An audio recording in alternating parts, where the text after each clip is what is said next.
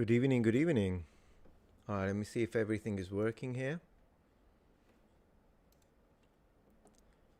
Am I live on YouTube? I hope so. Yeah. Pop out chat. Okay. Yeah, it seems like it's working. Let's see.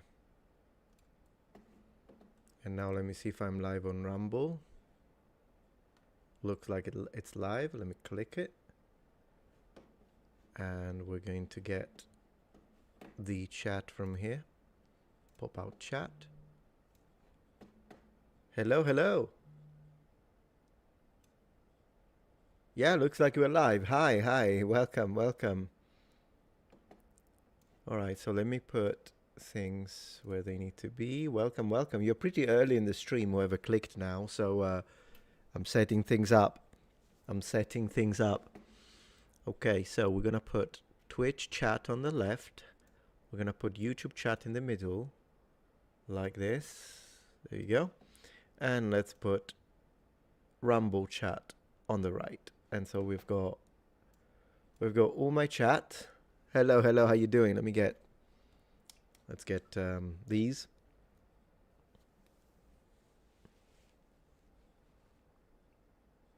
You can hear me, picture is perfect. Okay, that's good, Good news. Welcome, welcome. You notice it's a little messy. I don't have my monitor here that I usually have. Or sometimes I don't have the monitor, I actually have the terminal. It's because, among other things, today we're doing a pickup unboxing. Not really an unboxing, what you call them, like pickups. Because I got some good pickups. I got some stuff here to show you. So we'll do that as well, because if this channel is not random, I don't know what is. But anyways, how you guys doing? Really good to see you here. Really good to see you. Happy, yeah, so did it say Happy New Year? Goodness gracious. I forgot to change the title, guys. Sorry about that. I think it should be updated now. Apologies for the title, but it's not like I know what I'm doing, am I? Did it even change it? Did it update it? Let me see. Let me see if it updated it. Goodness gracious. Next time, before you click live, double check, Metatron. Only took you 12 years to figure this stuff out, and you still haven't. Let me see what the stream looks like. The title? Yeah, the title is changed. All right, good. It's on Twitch, I think. I didn't change it. So on Twitch, that's the notification, my friends. That's the notification. The notification is Happy New Year for some reasons. You vibe this channel. Well, thank you. Appreciate that. Thank you very much. So, how you guys doing? Let me see. Thank you very much for subscribing with Prime, Darth Vash 1945. I really appreciate that. Same for HippoZilla33, subscribing at tier 1 for 3 months. Goodness gracious, thank you. 3-month streak, that's amazing. Hello from Brazil, Health Volcom 8661. Good to see you. Good to see you here. So tonight, by the way, among other things, going to do a little bit of a pickups showcase, show you some of the stuff that I found. I went drifting. Not grifting. Don't get those confused, because drifting is every once in a while. Grifting is every day for me.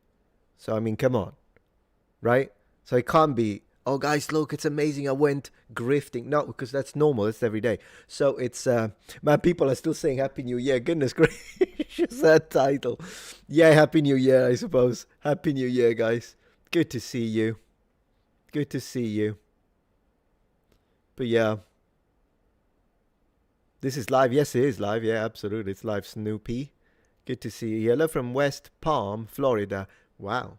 I heard that you can take the Florida off a man, but you can't. You can take a man from off of Florida, but you can't take the Florida off a man. Is that right? Let me see. How are things on Rumble? You know, I don't know what happened a few days ago. So right now it just started, so nothing really. Just 2 people on Rumble right now.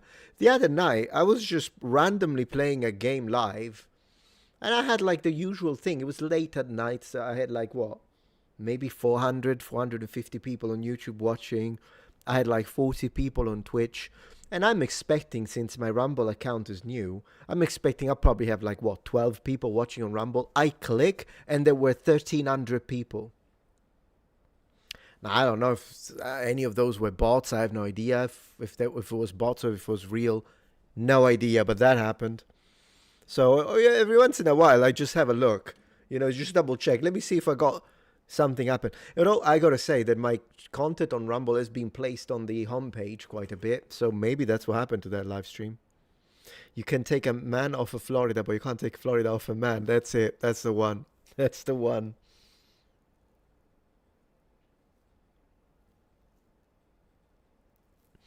Cool stuff. Cool stuff. I see people commenting about Greenland situation. Guys, the Greenland situation is pretty obvious. I'm going to explain it to you in 3 seconds, okay? Give me one moment. And I will explain everything. All I need is one image. And then you'll have everything explained. It's actually... Yeah. There he is. There he is. Okay. So, guys, let me open the image so everything is clear. All right, Metatron, political analyst. All right, so let me explain. As every player of Risk knows, right? This is Venezuela. It's called a border region, okay? And this is Greenland. Oh, will you look at that? It's another border region. So, if you want to disrupt your enemy's ability to make tanks, what do you do on Risk? Am I right? What do? You take the border regions, because in Risk, the moment you take this entire thing doesn't get tanks anymore. This entire thing doesn't get tanks anymore. Fully explained. Fully explained. Okay? So that's all you needed to know about this. And no, but seriously, who controls? Because you might think, oh, but I don't know. What if it's the Illuminati? But is it Trump? Is it not Trump? Is it the US? Is it China? Is it the Jews? Who's controlling everything? I'll show you. Show your face right now. You want to see who wields the real power on this planet? In 3, 2, 1. This man. So when he was just sitting at his desk, and at one point he got a message from Trump, current administration, and said, "Can I go get the guy in Venezuela?" He said yes. Venezuela happened. Second thing, Greenland. Okay, you may have noticed that Greenland hasn't happened anymore. Why? Because he hasn't given the green light yet. Okay, so once he decides, who is that? Oh, come on. Come on, Snoopy, this is a Redditor. Do you really need to ask? Look at his face. Look at his hair. Look at his shirt. Look at his mic. Even the mic screams Redditor. Look at the background. So, Reddit. Okay? Celebrity status. This is not just a Redditor. This is a Reddit celebrity. He wields the power. And I'm not talking about any power. Supreme power. So, will Greenland happen? Will Greenland not happen? His call. His call. There, I said it. Okay? I said it. So now you know everything. Now you know everything. I explained everything. How's life treating you guys? He has the power. Man, we're starting strong on this live stream. We're starting strong. I can't wait to play, by the way, tonight, because I've got a few games that I really, really want to play. That's the power and face behind Delta Special Forces. He is Delta. People are like, are you the alpha male? Are you are you just a beta? Are you just a beta male? But guys, I've got the Delta man. This is the Delta male. Right here. Delta. All the alpha gone, because this is the Delta male.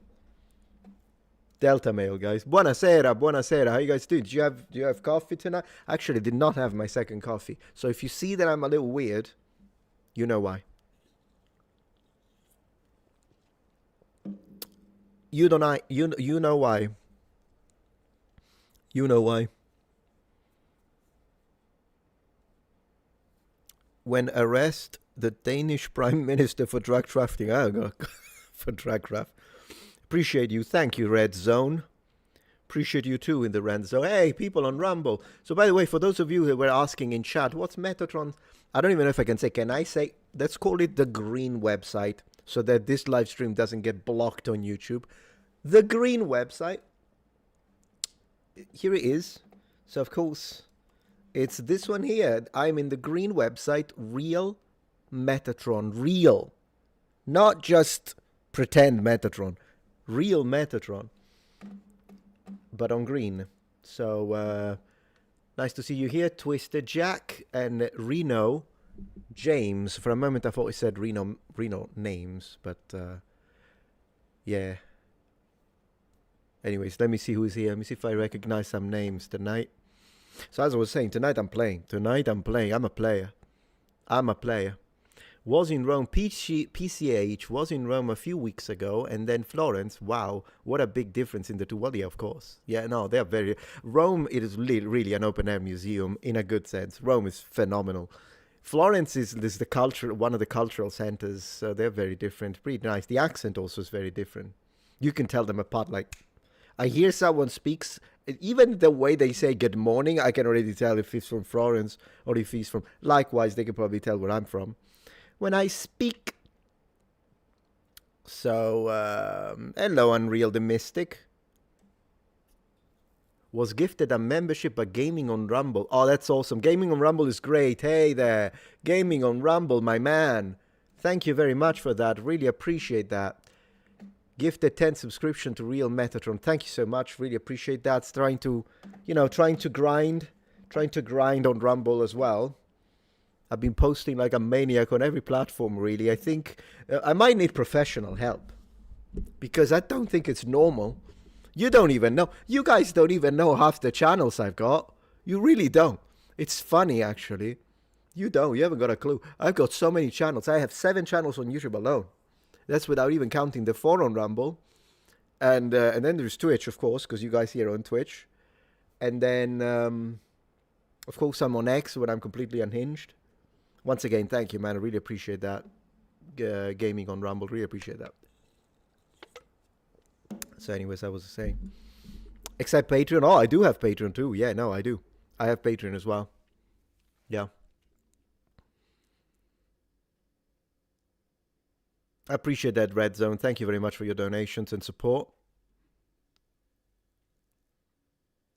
Are you going to talk about history, says Ipozilla? Well, not on the live stream, I don't think. And well, if you guys have questions, of course, I will answer them.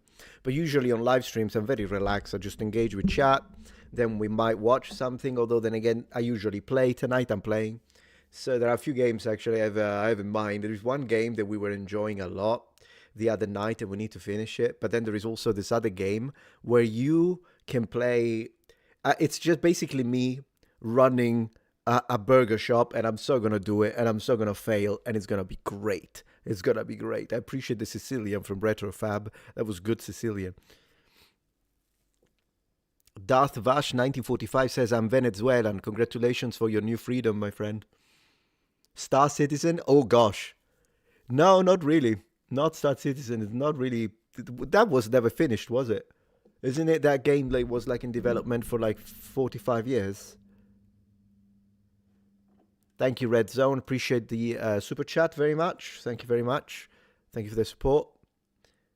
And massive thank you to Ray Gonzalez. So good to see you back, my friend. Thank you for the 5 Metatron gift memberships. Very much appreciated. By the way, guys, you know that I mentioned that I've been writing a book, right? I have been writing it. I'm going to post an update between today and tomorrow on because I had a little crowdfunding to Kickstarter, if you will. But it's looking really good. I'm actually very confident. Not only I'm going to complete it within the time frame that I promised, I might even make it a little earlier. But then again, I don't want to overpromise, but it's going really well. It's going really well. So Metatron's book 2026, we're going to start strong. It's still in early access, but playable. Oh, okay. Cool. It's the one where you buy like the massive ships. Yeah, I think so. Am I a Berserk fan by chance? Asks back. Not really, no. I mean, I tried watching it a couple of times when I was a teenager. Felt a little too violent for me. Although then again, I was watching Hokuto no Ken. So I mean, that one was people exploding everywhere. I don't know why. I thought Berserker was the one, and I'm like, I don't know. I was more when I was a teenager. I was more into like Evangelion and giant robots, and that kind of stuff. Civ 5 best Civ. I mean, I had some really good time with Civ 6 as well.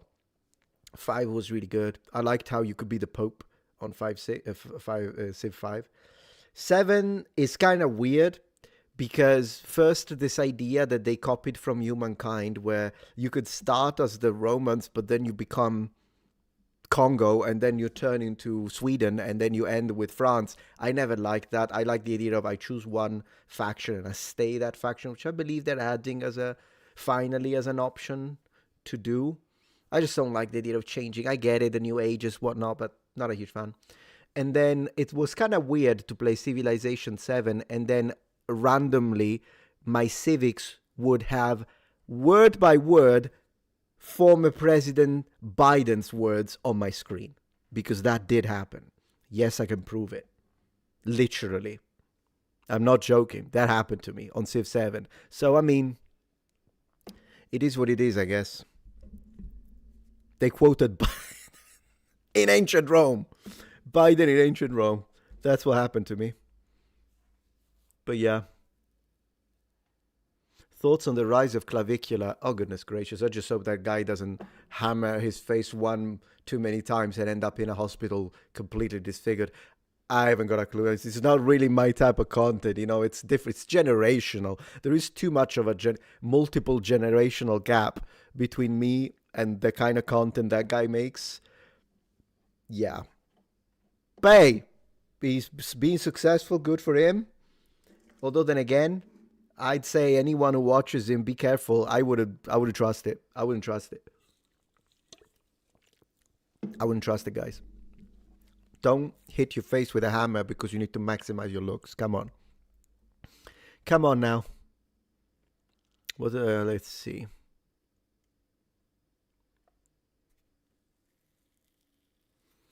You didn't know ancient Roman philosopher Joseph Biden-Noyus? I'm not joking. Like on the screen, I'm selecting civics and I get diversity is the source of our strength as one of the civics that I can choose as ancient Rome. Yeah, I mean, technically the Romans weren't racists. They hated everyone equally. I give them that. But let's say that wasn't exactly the kind of diversity that the Romans had in mind, meaning, oh, we don't mind who we enslave as long as you bend the knee or we'll slaughter your entire family. I am not sure that that's exactly the source of our strength in this. But here we are. It's on Civ 7. It's on Civ 7. I'm not joking. But yeah. Anyways, how you guys doing? Keep asking. I don't know why I keep asking that, but yeah.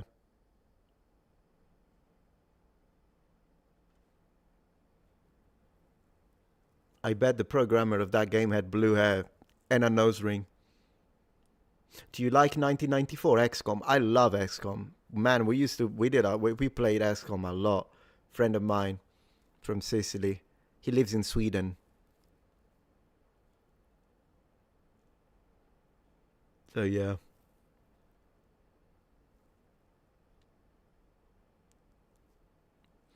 Metatron, have you taken up shooting GUNs since living in America? Oh, absolutely. I frequent the local range. Absolutely. Yep. I'm a revolver guy, though. So let me put. I'm gonna keep risk here in the front just to remember modern day situations. Thank you very much for being a member for 8 months, Ray Gonzalez. They should have had a civs that quoted Trump. Goodness gracious. Yeah, I mean, if you quote Biden at this point, quote them all, is what I say. Quote them all. Am I right? Yeah, I like revolvers. I'm a revolvers guy. That's me.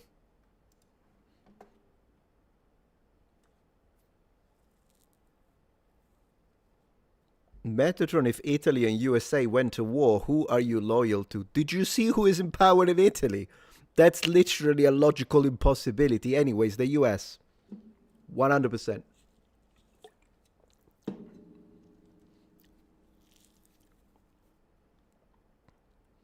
UFO enemy unknown. Pretty cool.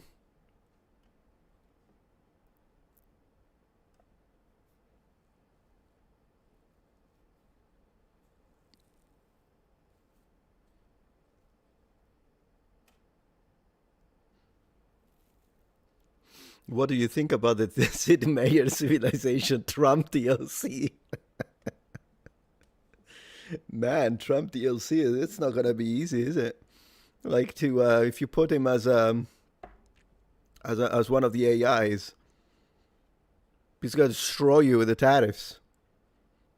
Do you miss Sicilian food? Yes, I do actually. I do miss Sicilian food. That's one of the, and I miss the. You know what I miss apart from the food, of course. I miss the cultural aspect of coffee in the sense that in Italy, like in America, apart from the fact that yeah, American coffee is a completely different beast. It's to me, it feels like a dessert. I'll be honest with you. So for me, when I'm drinking American coffee, I'm thinking, hey, I'm having a frappe. But yeah, I enjoy it. Of course, there's like 150 grams of sugar. I'm gonna enjoy it. Nothing wrong with it. Nothing wrong with it. But I'm saying it's transactional. So like you go to Starbucks or you go to wherever the heck. So you place your order, blah blah blah, pay, get your coffee, leave, and that's one thing that I'm missing. That in Italy, when you go to a cafe, everything else doesn't work, by the way, in Italy. Everything else, banks, systems, postal service, better in the US. But when it comes to the coffee thing, I like the idea of that you go to the cafe, everybody knows it because these are all family run. And so they like, hey, ciao, Raf. They call you by name, Raffaello being my name. And then like, how you doing? And then you order the coffee and you chat. The barista, his skills in Italy are both his ability to make coffee and do all the fancy stuff, as well as the art of conversation.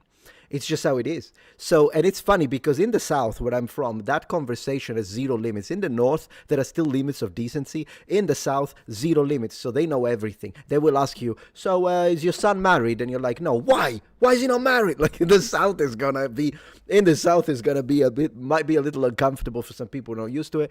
But for me, I freaking loved it. I freaking loved it. So that's one thing that I miss about Sicily in particular. And yeah, it's just part of it. It's just part of it. Can you just not get a coffee without sugar? Well, of course you can. That would make you a unicorn here, but you can get a coffee without. Yeah, coffee's fascist. Well, to be honest, some of the buildings near where I was getting my coffee were built by the fascists, and they looked really good.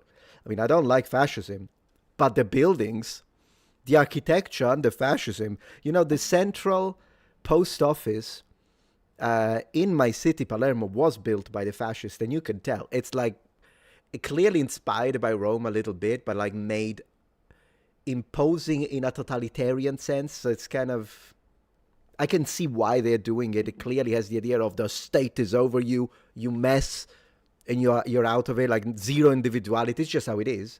But I can still appreciate the structures, just like when I appreciate whatever the heck about ancient Rome. But then if you look at it, oh gosh, they did commit genocide in this area. I get it. But I'm saying I could still appreciate the art and the structures. And so there's that. Yeah.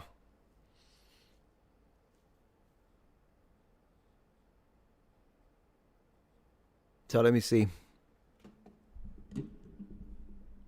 I wonder how many alternative pink-haired people on the far left are now looking to change their hair color. There was an amusing backfire.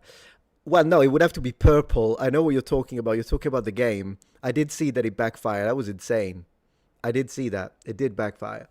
But and that was hilarious, by the way. Yeah, we should talk about it, by the way. That's one of the things we will discuss at one point.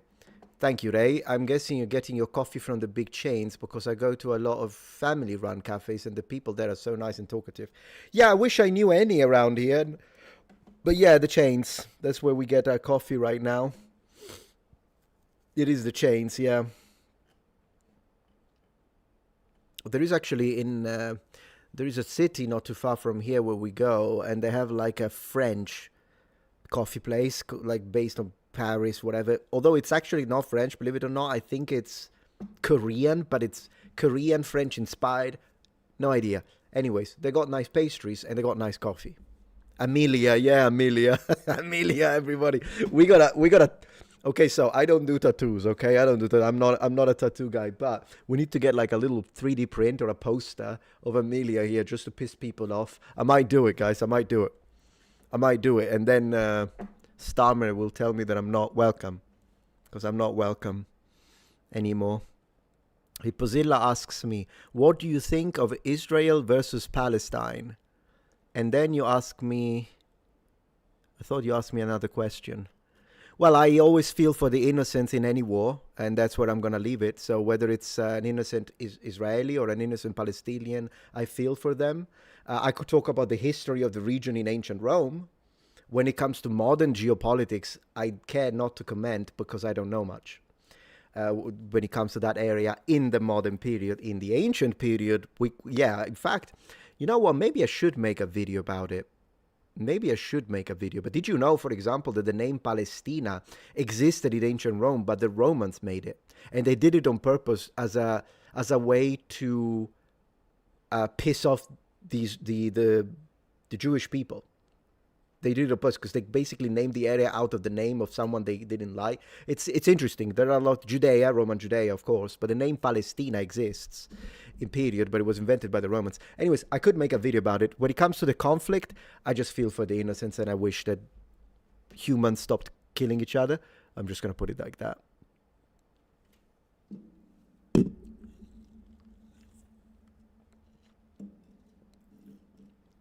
Yeah, that could be an interesting video. I agree. We could talk about the Latin and how the administrative aspect of Roman Judea worked, because it's not.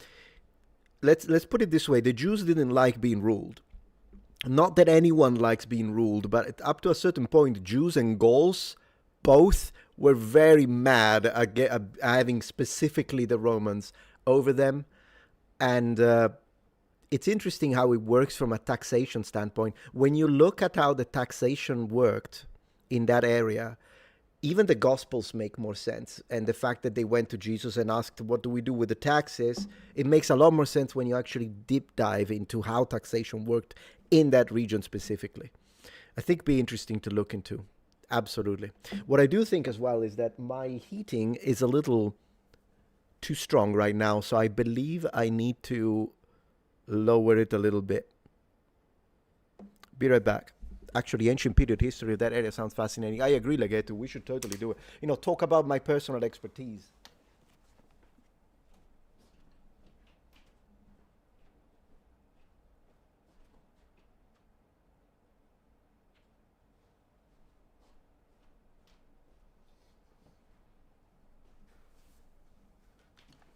I set it down a couple of notches. So it's getting hot, and I'm just wearing a t-shirt. Man, this thing is powerful. Gaul said a little tiny village fighting Romans, though. Yeah, Asterix. There's Rome. There's Roman weren't, yeah.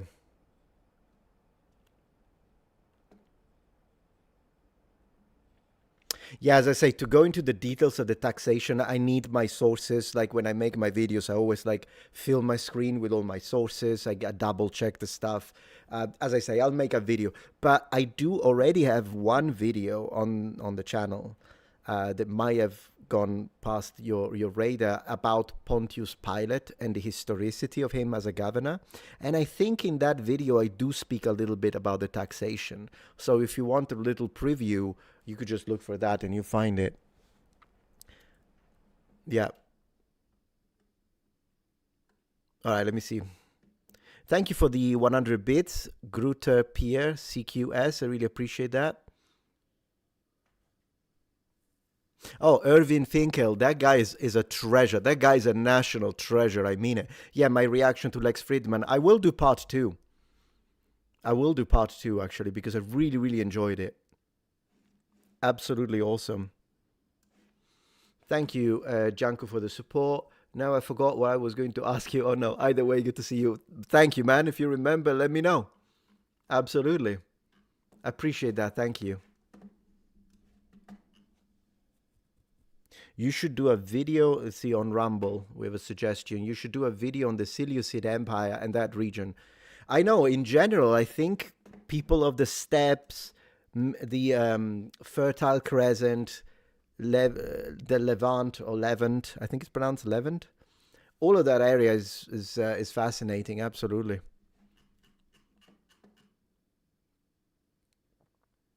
Streaming using the Rumble app. Actually, no, I'm actually using just to go live on Rumble rather than the app. You could do both, either way. By the way, 250 people watching on Rumble. Actually, impressive. I'm impressed with how Rumble is going in terms of views. I'll be honest with you. I'm getting more views with my history stuff on Rumble than I do on YouTube.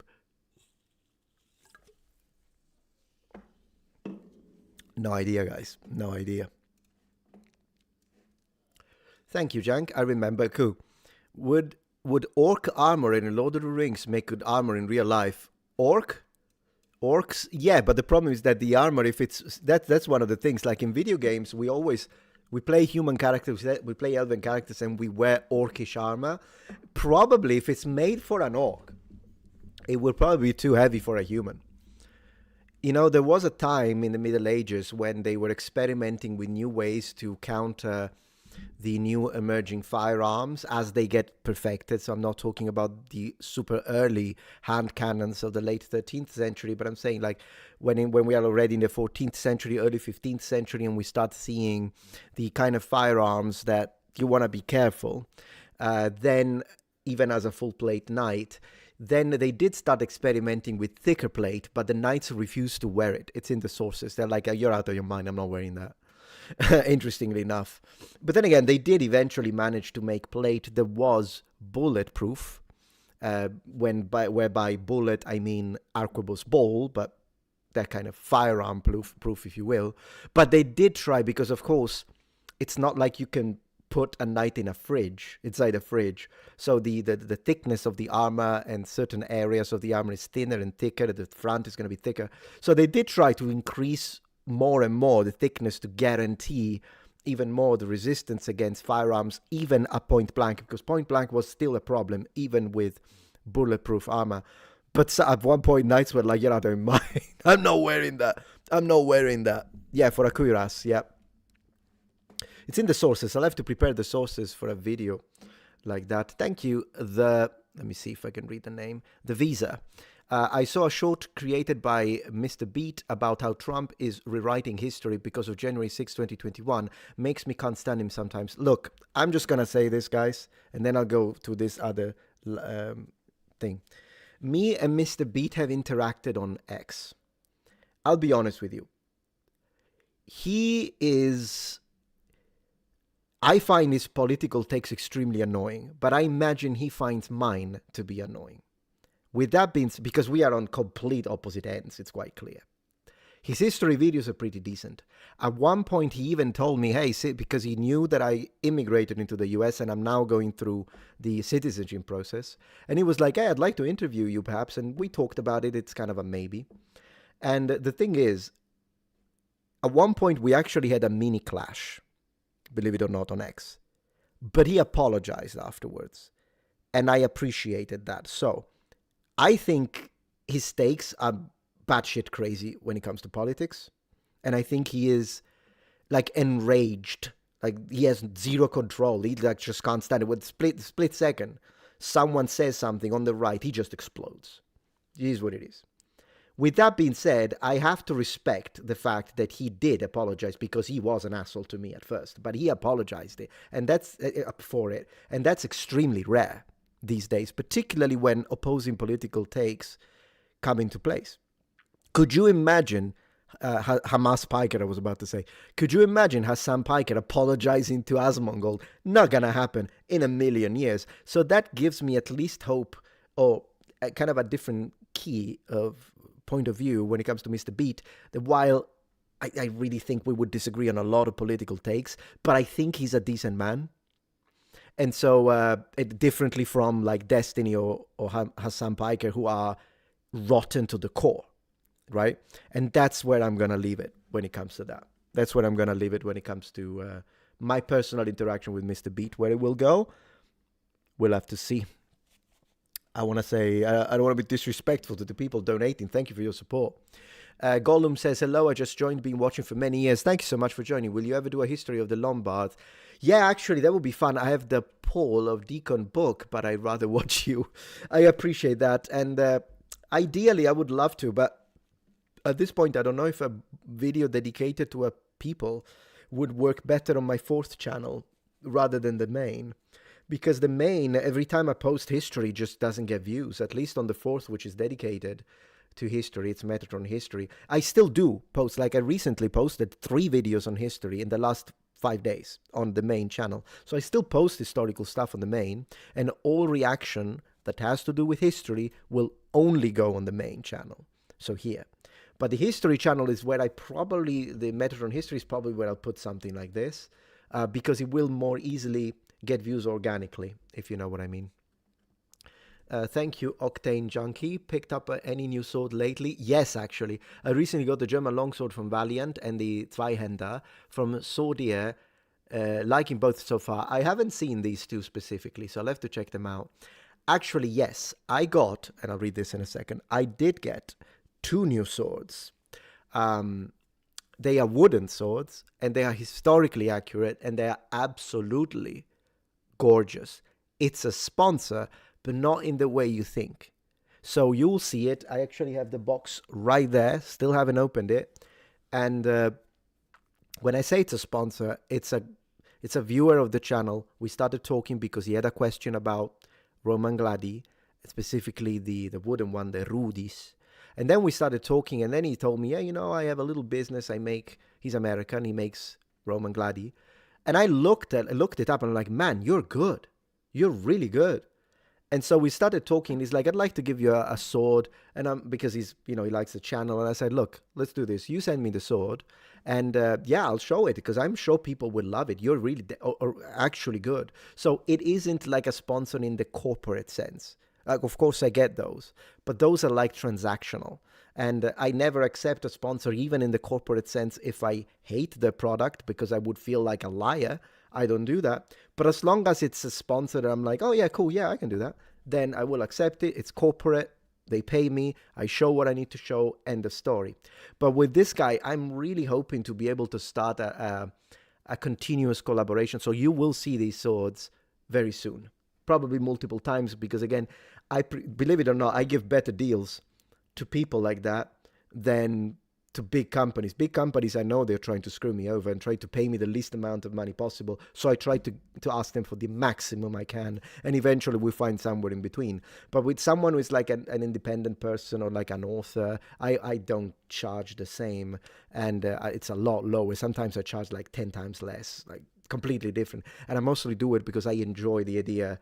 Well, I like getting stuff. So there is that too, if I like the stuff. But I also enjoy the idea of, you never know, maybe this guy is going to do a good job. Why not? So you'll see that. You'll see that soon. You'll see that soon. Do you guys collect spears too, since they were so important back then? I actually have a Japanese yari, a Japanese spear, but I had to leave it home because I couldn't send it. Italy wouldn't let me send it to the US. And to be honest, I don't know what the US would have thought if I just get a spear. It's getting a spear. But yeah, no, Italy didn't let me send it. It is what it is. What can I say?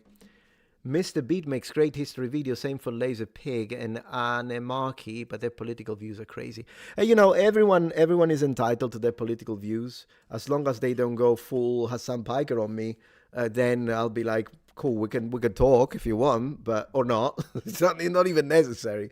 I got family members. We never talk about politics. We just think differently, and we just play Conan Exiles. How about that? How about not everything has to have politics in the middle of it? If you know what I mean. But I do know that I need to say thank you to Makarev. Makarev, my friend, thank you for your support. Hey, Metatron, just as for your information, I don't know how many Brazilians watch you, but Rumble is banned there. In case you don't know, whatever you do there, they can't watch. I didn't know that. That's insane. Without a VPN, really. So, believe it or not, I have more Brazilians. Thank you for that, by the way. I have more Brazilians watching my channel on my second channel, the language one, Metatron's Academy, because I speak about Portuguese among other things, and that must have got into the algorithm of Brazil, because I got a lot of Brazilians when I look at the analytics. Apart from that, in all other channels, I do not believe, I know I have Brazilian watchers, but I don't believe they are in the first 5 origins of traffic when it comes to the geography of the views. But on the second, oh yeah, they're pretty high. They're pretty high. Yeah. People get heated. People get absolutely heated. People get heated, all right. Thank you, Empu. Thank you. Good to have you here. Happy New Year to you. Belated, I suppose. Belated. Man, are you guys looking forward to gaming tonight? I'm going to play because I'm a player. Tonight we're playing. Tonight, Twisted Jack posted a American flag. We appreciate that on this channel. God bless America. You're doing an amazing job. Thank you very much for that. Appreciate. Twisted Jack says on Rumble, used to have some wooden training katana. Oh, yeah, for sure. Yeah. Yeah, those are cool. Bokken or Bokto. Believe it or not, in the West, both pronunciation for the wooden katana are correct in Japanese. But in the West, for some reason, Bokken is more known. But in Japan, I've never heard them say it. And I used to practice martial art in Japan, including Kendo. Never heard them say it once in 4 years. They always called it a Bokto. I wonder why. It's basically the same thing. They both mean wooden sword. But for some reason, Bokken is the version that Western people know more. Isn't that weird? It's a bit like the pronunciations of jujutsu and jujitsu. In Japan, everyone says jujutsu and ninjutsu. I never heard anyone pronounce it jitsu. It's not incorrect, though. It is a possible pronunciation of the same kanji in Japanese. Jutsu or jitsu, they both mean art. Still, you know, it's strange, but that for some reasons in the West, the jitsu reading became more prominent. But in Japan, yeah, they'll still understand you, though. They still understand you.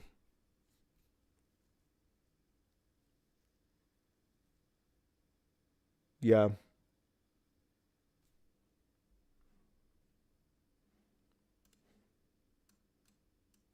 Thank you for the support, Jank. I remember work would Orkammer in Lord of the Rings make good armor? Yes, I think I read that one. I read it, but thank you again. It's nice to say thank you anyways. DMNC Palm, what's good, homie? Hey there. I've recently gotten my girlfriend into the Metatron. Appreciate that. Always great coming home and hearing. Did you see what Raf said from my lovely fiance? Thanks for everything, Raf. That's adorable. Say hi to her. Really appreciate that. Thank you for watching. Thank you for putting up with me because I'm a little all over the place, am I not? Hamas Piker sounds pretty accurate to me. I agree. I absolutely agree, my friends. I absolutely agree. You think Bokken is used in anime? Is it? I don't know, man. Maybe in translation. Original, we would have to double check. Besides, it's kind of crazy how... yeah, anime. I usually don't watch anime dubbed for obvious reasons. I have this. I was gonna say privilege, but hell no. It took me 8 years to learn Japanese, so not a privilege, not a privilege. But I have this. I can watch anime in Japanese. Although then again, there are depending on the anime. Sometimes the vocabulary can go a little crazy. Like you have to like pause it and be like, do what? And look it up and like, oh okay, because the anime can have some kind of crazy vocabulary sometimes. I had, when I was teaching Japanese at school back in a few years ago, special class, afternoon, extra credit. And it was kind of funny because you could tell when like my students be like, hey, I heard that there is this sentence means wait in Japanese. And then they say the sentence and I'm like, a ninja said that, right? And like, yes, yeah, I can tell. so like learning Japanese from anime, it's okay. I'm not saying don't do it, depending on the anime. If it's an anime set in the modern period and it's like about detectives and stuff, you can still learn a lot of good vocabulary. But you just gotta be careful because one, a lot of people sound very arrogant in anime. So if you copy the way they speak, and then you speak to someone in a normal everyday environment in Japan, they'll think you're like really, really rude. Like you have to, so I would say do use anime, but perhaps make sure you have a good basis of how Japanese people actually speak first when it comes to being polite, because otherwise, unless like it's a character who is very polite, and some are, and in fact, the characters that are very polite in anime because they're actually very wise. If you speak the way they do, you will sound like goodness gracious, who's this guy? Because of the vocabulary, articulate way of forming sentences and whatnot.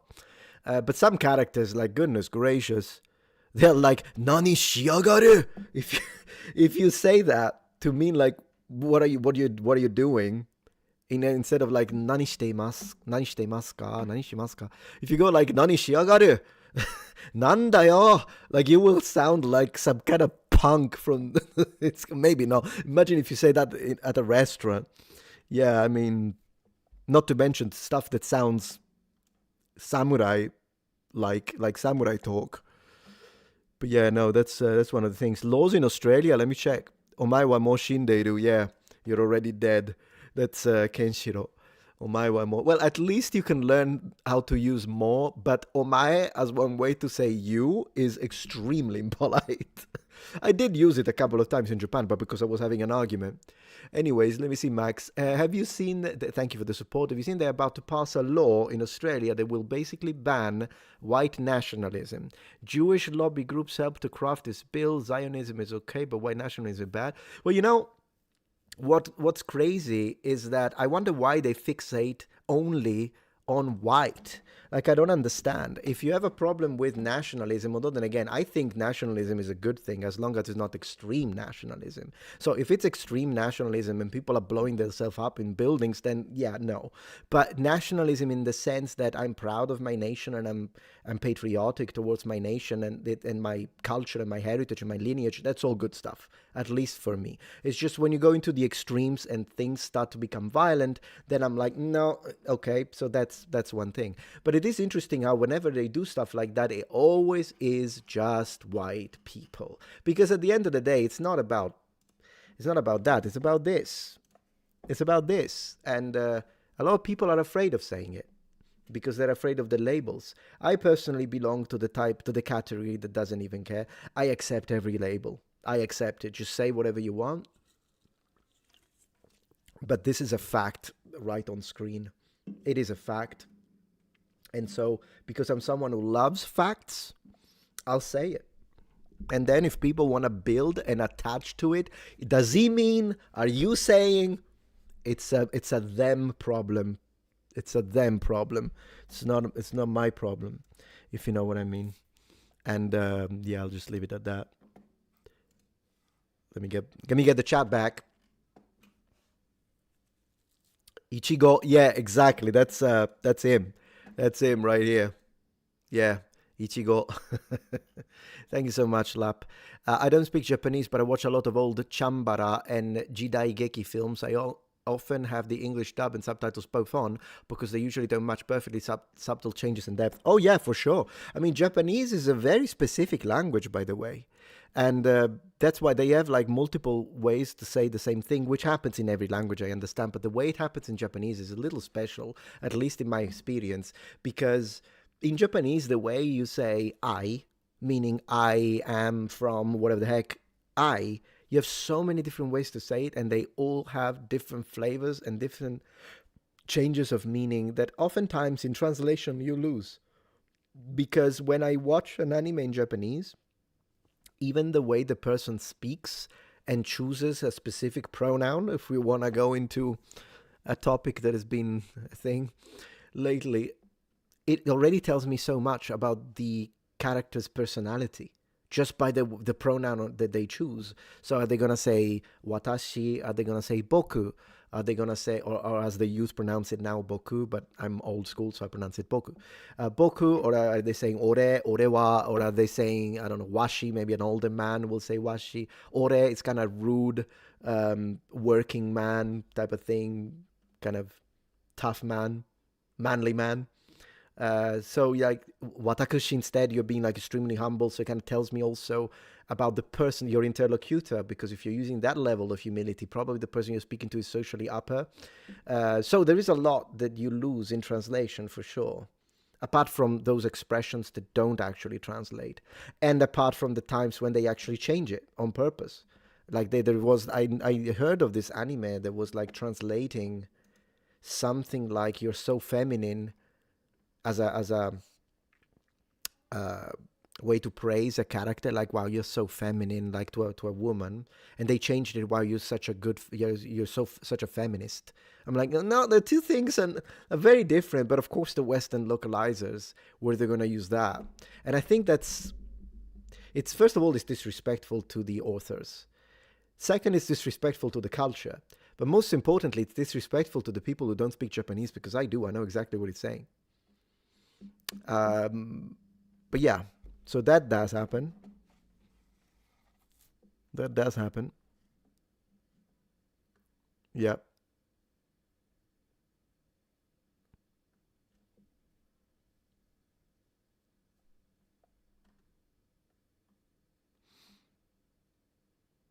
Let me see. Have you seen all Kurosawa Akira movies? Not all of them, but I did see a few when I was a student at university. They were, our professors were encouraging us to watch it. Japanese major as one of the majors, of course, and history. And then the so I did watch a few. They're a little slow, so there's that. You gotta go in there with patience and really flavor everything about it. But yeah, Ran is probably one of my favorite old school Japanese movies. I love to watch that multiple times. Yeah.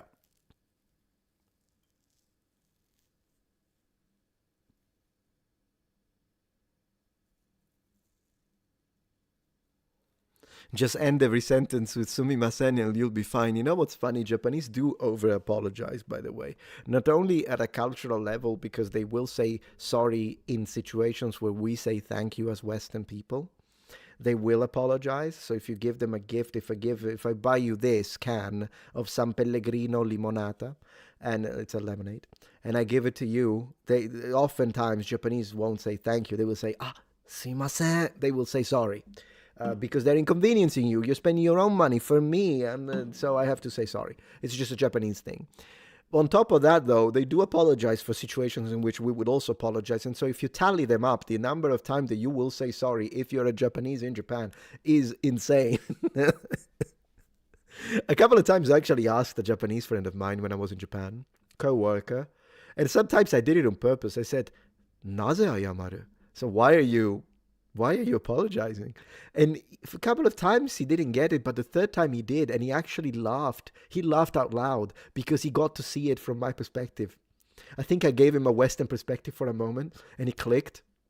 He just had given it for granted because that's just Japan, right? It's as natural to them to apologize as it is to bow, which, by the way, is infectious because when I moved back from Japan, 4 years in Japan, to Italy, and I was about to cross, two things happened. I was about to cross the road, and an Italian car stopped.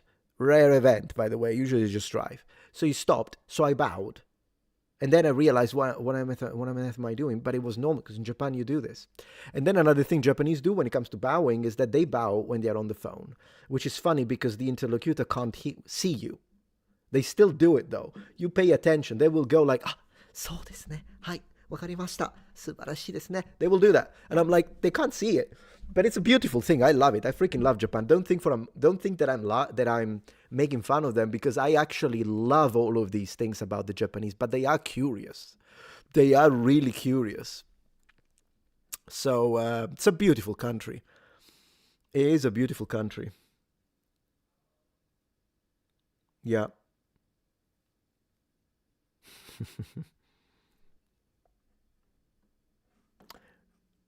Let me see one second. By the way, we've got some delusional takes that I need to show you that I found that I found on X the other day that I think I should really show you just to have a laugh. We'll do that, but before we do that, Thank you, Lapco92. In my opinion, Mifune's best movie was not Kurosawa, but a Kobayashi directed film 1967, Samurai Rebellion. I haven't watched a great movie, 67. But you know what? It doesn't surprise me because there is, in fact, one movie, I think it's from 1950s. And it's a Western production, and it's about the Battle of Agincourt, or Azancourt. And it's phenomenal. The armor and everything, it's beautiful. And it's from the 50s, believe it or not. I don't speak Japanese, but I watch a lot of old Chambara and Jidaya. Oh, yes, I did read this one, yeah. So it's just one of those things, my friends. Just one of those things. Let me see. Without even knowing what you said, why is this guy so angry? Yeah, it can be very expressive. It's interesting because Japanese tends to be, it has a lot of flat into it, but they do have rising and lowering tones as well. If a Japanese tells you, oh no, Japanese as a language is flat, they are generally speaking wrong. But they don't know that because they're native, but they haven't studied the linguistics of it. Japanese is a pitch-based language, and it does have ups and downs. But when the thing is, though, that there are a lot of words that are pronounced flat, and it's just one of the four possible pitches. And so when that happens, then yes. And usually in polite speech, it happens a lot that they go like, "Hai, ikimasu, ikimasu," and that's what they consider a flat accent, where it starts low, goes high, and stays high when it comes to the intonation. But not everything is like that. Not every word sounds like that. There are words that have a distinct accent to them. So anyways, it is a beautiful language, though. I love Japanese. I do. Thank you, Heavenly Power Up, for supporting the stream. Sorry, off topic. No problem. Nothing is off topic here. Did you ever get a chance to review the song and story I mentioned when you were last live? If not, no big deal. No, not really. I apologize. I think running 7 channels plus the other 4 plus Twitch doesn't give me much time to review almost anything. That's why I usually never make promises. I'll do it, but who knows when. It's going to take the time it will. It is what it is. Also because, again, I've been writing. I've been playing some games. Because it's important to disconnect sometimes. Am I right? You got to disconnect a little bit. I do appreciate, though. I didn't forget about you. But yeah, no, Japan, if you have never visited, it is a beautiful country to visit. It really is. What about the word baka? It's with 1K, not 2. And it means, yeah, it means like an idiot. Why are Japanese hating on American tourists? It's because of the nuisance streamers, in real life streamers. Japanese love the West. Generally speaking, every time, like I was in Japan, whether it be me or other American friends or Europeans, whatever it is, Japanese freaking love us. Okay, they do. But the problem is that there are a lot of these nuisance streamers in real life that go there and cause trouble in a country that is otherwise extremely well behaved. Yeah, of course they're going to be pissed at that, and they are right. They're in the right. So it pisses me off when I see people being extremely loud and annoying, like Japanese salarymen that just going to work. Just goodness gracious.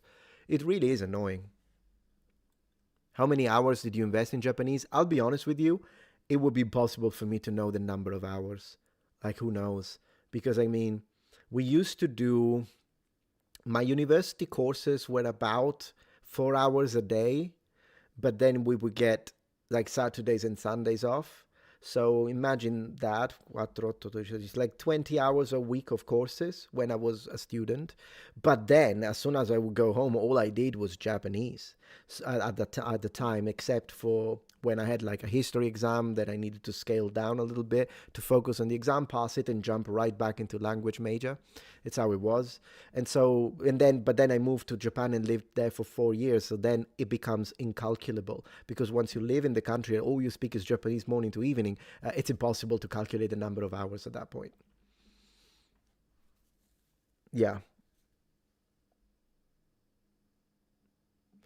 Maybe hot take, but starting fight and smashing stuff for clicks is cringe. It's absolutely cringe, but it's the fault of social media, like TikTok, because they reward people for doing that monetarily. And so the youth copy it, right? If they banned more people and deleted their accounts, as they should, I don't even care if they have 1 million followers. Okay, delete it. If they start breaking stuff and breaking laws, give them a strike, give them a second strike, keep it up. Particularly if they get arrested, ban them. Because they gotta learn. Not only they gotta learn, but they need to stop being an influence to the youth, because the youth see that. And imagine a 14-year-old who is thinking, I can be rich, buy whatever I want, be popular with the girls, and be famous just by going around and annoying people. It is the most anti-educational thing on the planet. When you reward bad behavior. Bad behavior should not be rewarded. Now, how do you define bad behavior? Well, you got to be careful, because you don't want to go into hate speech nonsense, but bad behavior, something that we can all agree on. Let's not go around and harass workers. I think we can all agree on that. Left, right, center, up and down. And that's the kind of stuff that I think the terms of service, which already kind of have stuff like that, but then they are never enforced because these people make the money, and these companies, all they care about is money. There is a lot to say about this, but I do feel that it's really, really anti-educational. It really is. It really is. These in real life streamers shouldn't make more money than a hardworking freaking American, to just say one nationality, because that's what I am. But in general, hard worker. You know, you're in Brazil now, maybe you're baking food. You should make more money than these annoying pricks. But here we are. Here we are. Do you know, thank you for the support, the visa. Do you know about the Mongols and Genghis Khan? Yeah, I mean, yeah, it's not necessarily like my area of expertise, but I made a few videos. If you Google this on the search engine with the name Metatron on YouTube, I don't know why I said the word Google. If you look for this, you'll find a few videos dedicated to the Golden Horde.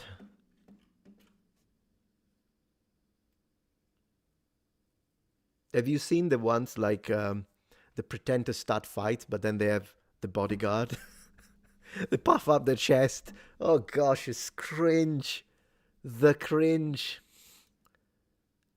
Oh yeah, there we go. Johnny Somali was ultimate TikTok F around and find out. You're absolutely right. That guy, I honestly think that guy is pathological. Like, that's a medical achievement. I do believe that's a medical achievement. It's not normal. What on green planet Earth was wrong with that guy? He did end up in jail in Korea, didn't he? They did prosecute him. Good riddance.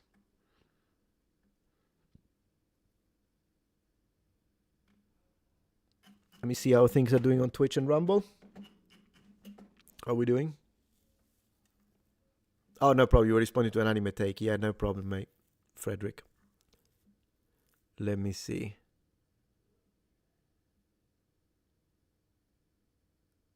I see. Very cool. Yeah, we've got Legeto sharing a little bit of Japanese with us. Let's have a look.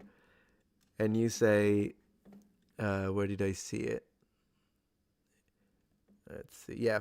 My go-to phrase in Japan was "Gomen nasai, amari nihongo hanashimasen, demo ganbarimasu." Yeah, that's fine. Yeah, sure, absolutely. Yeah, that's fine. So he's, for those who don't know, he's saying, sorry, I don't really speak Japanese. I can't really speak Japanese, but I am... Ganbarimasu is like I'm giving it my very best. You could translate it like that. That's a pretty good sentence, yeah, to use. Sure. Absolutely. Nothing wrong with it. You can also swap "Gomen nasai" for "sumimasen" if you want. Or just avoid this and just start here. It's enough, to be honest. But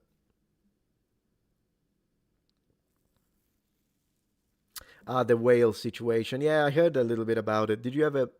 I ate it once. I wasn't particularly impressed, though. I wasn't particularly impressed with whale.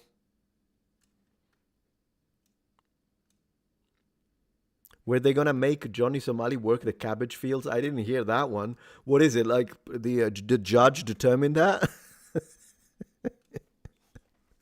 Is it? Ooh, that's funny. Goodness gracious. Oh, that's funny. I have no idea if he was sentenced, honestly. I followed the Johnny Somali because a little bit at the beginning, either through Asmongold or through Penguin, simply because it was objectively addictive to see this imbecile being, like, finding out That's what it was. Because generally speaking, when I see this kind of in real life streamers, they annoy me. So I just remove it because it pisses me off that they don't find out.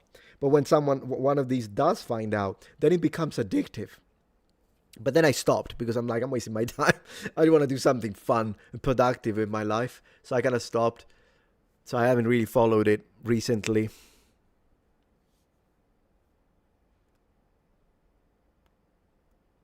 Let me show you something, guys. Let's move on to second section of this wonderful random stream, the pickups. Pickups. My dear friends, if you noticed, there is stuff in here. There is stuff in here, and there is more stuff on the left, right here, and that is because I went, as I was explaining, I went on a drift, not a grift, a drift, and I got some stuff. So let me show you what I got. Let me show you what I've got. Let's see if you know any of these. Let's see if are you too young? I don't know, but let's have a look. First one, we have got a copy of Virtua Fighter 3 Sega Dreamcast. I saw this, I picked it up immediately. I'm like, I need it. I do have a working Dreamcast, so pickup number one. Man, have you ever seen a live pickup? Pickup number two. Pickup number two. It's a Nintendo 64 with price attached. With price attached. Maybe let's remove the price. Well, it's $6.99. Nothing to write home about. It's a Nintendo 64 copy of Mission Impossible. I remember, everybody says that this game sucks, but I remember enjoying it back in the day, so I got it. Next. Oh yeah. They gave me a demo with Tomb Raider still for Dreamcast. So and I see a Kasumi there, so nice one. So that's the first bag. Let's move. You had that for PS1. That's awesome. All right, guys. Next, I got a copy for GameCube of The Legend of Zelda: The Wind Waker. Is it Walker? No, it's Waker. Man, I can't even read. The Wind Waker. So for those who don't know, this is the one Zelda game that was a little controversial because the graphics were very cel-shaded. I kind of like it though. So do you like this game? I don't know. You let me know. Next. Ooh, guys, this is a good one. When I saw this, yeah, it's Waker, isn't it? The Wind Woke. Are you ready in 3, 2, 1? Sega Saturn, Golden Axe, The Duel. I don't know if you're aware, but this is actually originally was an arcade, and it's basically a fighting game, not particularly complex, but it's a fighting game, but with Golden Axe characters. And Zelda is cool. Appreciate that, man. Thank you, Dirkle. But yeah, so we've got this, and it's a classic. And I love that these. So CD-ROM, I believe. This is CD-ROM. Anyways, what's cool is that I noticed one thing, that American boxes of Sega Saturn have the label in white, whereas back in Europe, I think they are black. Believe it or not. So there is that. This was, when I saw this, it was expensive. I paid like $140. This was expensive. Not a deal, still a great deal though. Next. Ooh. Are you ready? Are you ready? This is, guys. You forgot that even exists. In 3, 2, 1. Check this out. We are in NES territory, guys. Inbox, original Mario Bros. Not Super Mario Bros. This is Mario Bros. So it's a porting. I think the original was from 83. This came out in 1983 as an arcade game. Mario and Luigi, not Super. But then, look at the conditions of the box, by the way, for something. Anyways, then in 1985, we got Super Mario Bros. And I think they ported this in 86 or something like that. Or maybe they ported it in 85. Don't quote me on that. But the game originally is from 83. Check this out. It's Mario, my friend. It's the beginning. And you know what's crazy? Mario's in blue. Why is he in blue? Mario is wearing blue on the front cover. So there is that. So yeah, I do have an inbox copy of Super Mario for NES. So I'm going to put one next to the other back there where you see the lights. That's what we're gonna do. So very fun. Next, anything else in here? No, we finished a bag, but we're not done. Next, believe it or not, we got a Sega Mega Drive, meaning Genesis for the Americans here, controller in box. Now, I didn't even know they came in a box. Like, I've seen, of course, I used to have a console. This is 16-bit era. And if you're French, probably that expression makes you laugh. But yeah, 16-bit era. And I didn't even know it came. I've never seen the box in period. I've just seen the controllers, the pad. But yeah, this came in the box. So I got it in box because I love box. I overspend, by the way, for cardboard. It's insane. I really should be ashamed of the amount of money I spend for cardboard. But here we are. Hey, at least I've never smoked in my life. What do you want from me? I saved all that money, and so I can buy nice things. So stop smoking, quit smoking, and you too will be able to. Here's another one, guys. This one cost me, set me back, $44.99. And it's an original copy of Soul Calibur for Dreamcast. So you may have noticed that I've been working on my Dreamcast collection lately. So the crazy thing is that this is sealed. This is sealed. So what do I do usually? Cardboard Passion, tell me about it. You remember this game? Yeah, I know. So when it comes to sealed games, I still love to play them, but it's, I mean, this one is not like in perfect condition. It does have a little crack. I might honestly, I'll just open it. But generally speaking, if it's a game that I do want to keep sealed, like if it's a cardboard sealed, which are rarer, I usually keep it sealed and then buy just a copy of the cartridge to play it. But in most cases, I'm a player. I play my games. Thank you very much for the support, Lap. Fun aside, the Sega pad will work for a Commodore 64 or Atari 2600. Only the B button works. And you know what? It works with Amiga machines too. I actually have 2 of these controllers connected to my Amiga 500 and Amiga 1200 because it works. And I didn't know in period. I had no idea. You're absolutely right. You're absolutely right. Thank you for the support, by the way. Thank you for the support. To each their own. I agree. I agree. Let's continue. So that was bag number 2. Continuing. So on the left of me, we begin with this. So I found this. It is indeed a floppy disk. It's an Amiga 500 game called Imperium. It's actually a fascinating game. Strategy game, zero graphics. This game, no graphics, nothing. It's just words. So maybe not the most exciting for this generation, but for me. But since we're talking about Amiga, I found a inbox copy of one of my favorite strategy games for the Amiga scene called Deuteros. This is very complicated, but it does have graphics and it looks actually really nice. I'm thinking of doing a playthrough of this one of these days, but I need to finish studying it because this thing is as complex as a university degree. So I'll work on it. Work in progress, my friend. But let me show you the condition of the discs, because that's always the thing that amazes me the most, because a lot of this stuff is 40 years old. There it is. It actually comes with 2 floppies. And you know what you do? Not that, like 99% of you won't need this. But anyways, if you do have a floppy, before you put it in the machine, you need to check for, what is it called in English? Mold. And the way you do it, you open it like this and you put it against the light. Then you use this to turn the disc inside and you look at it. If there is discoloration, that's mold. Never put it in the machine. But this one doesn't have mold. I tested it. It works. It is beautiful, my friend.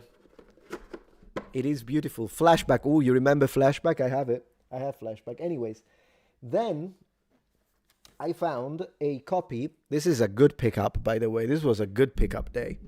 Then I got a copy for Sega Master System of Sonic the Hedgehog. And you know what I thought? I thought I should make a video, probably will, but for my gaming channel, where I compare it with this. This one is not part of this pickup, by the way, but I just wanted to show.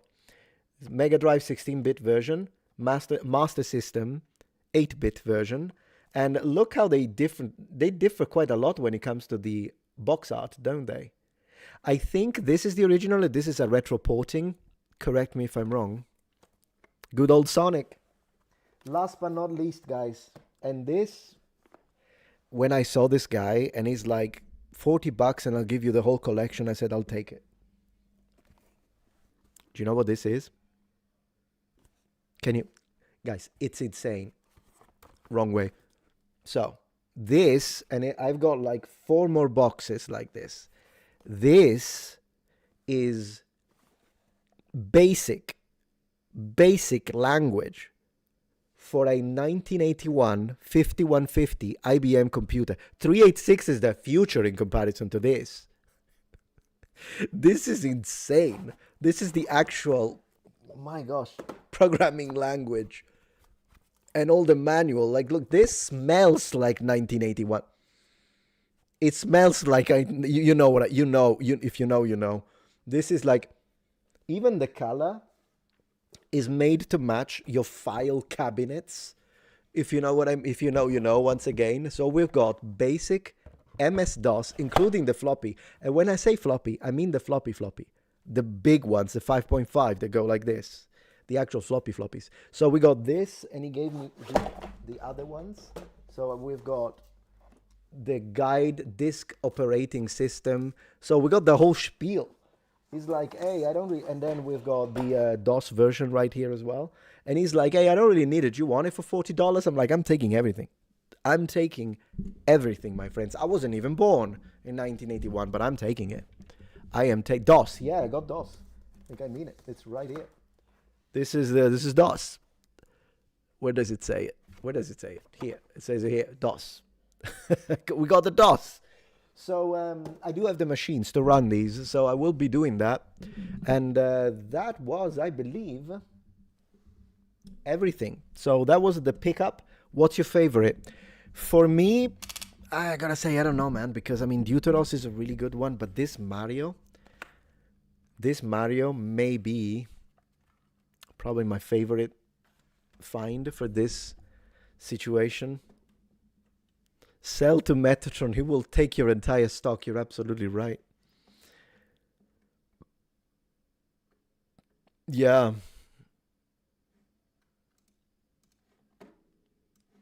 Thank you so much, Jay. I admire your courage to speak of going.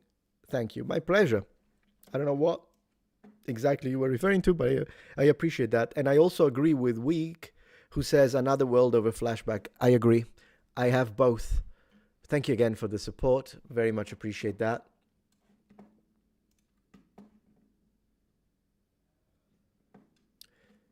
Yeah. Damn, that's old, says Dirkle on the yeah, it is old. Yeah, it is old stuff. That is old stuff. Dune 2 building. Oh yes, Dune 2 kind of feels like a Command and Conquer, doesn't it? I have it as well. I can picture Metatron with Minitron learning basic. Yeah, no, for sure. I'll teach my son to appreciate all of the tech and including medieval tech, of course. I'm gonna dress him up like a little knight. That's for sure.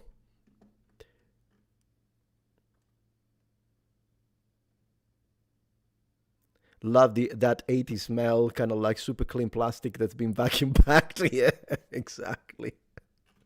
Yeah, exactly. Let me see how you guys doing here on YouTube.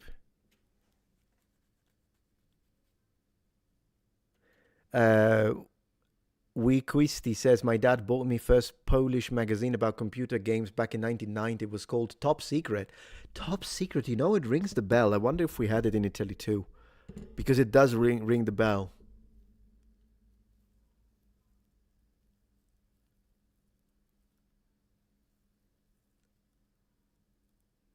Oh, about what's going on in the world. Thank you, Jaden. I read that, and I really appreciate that.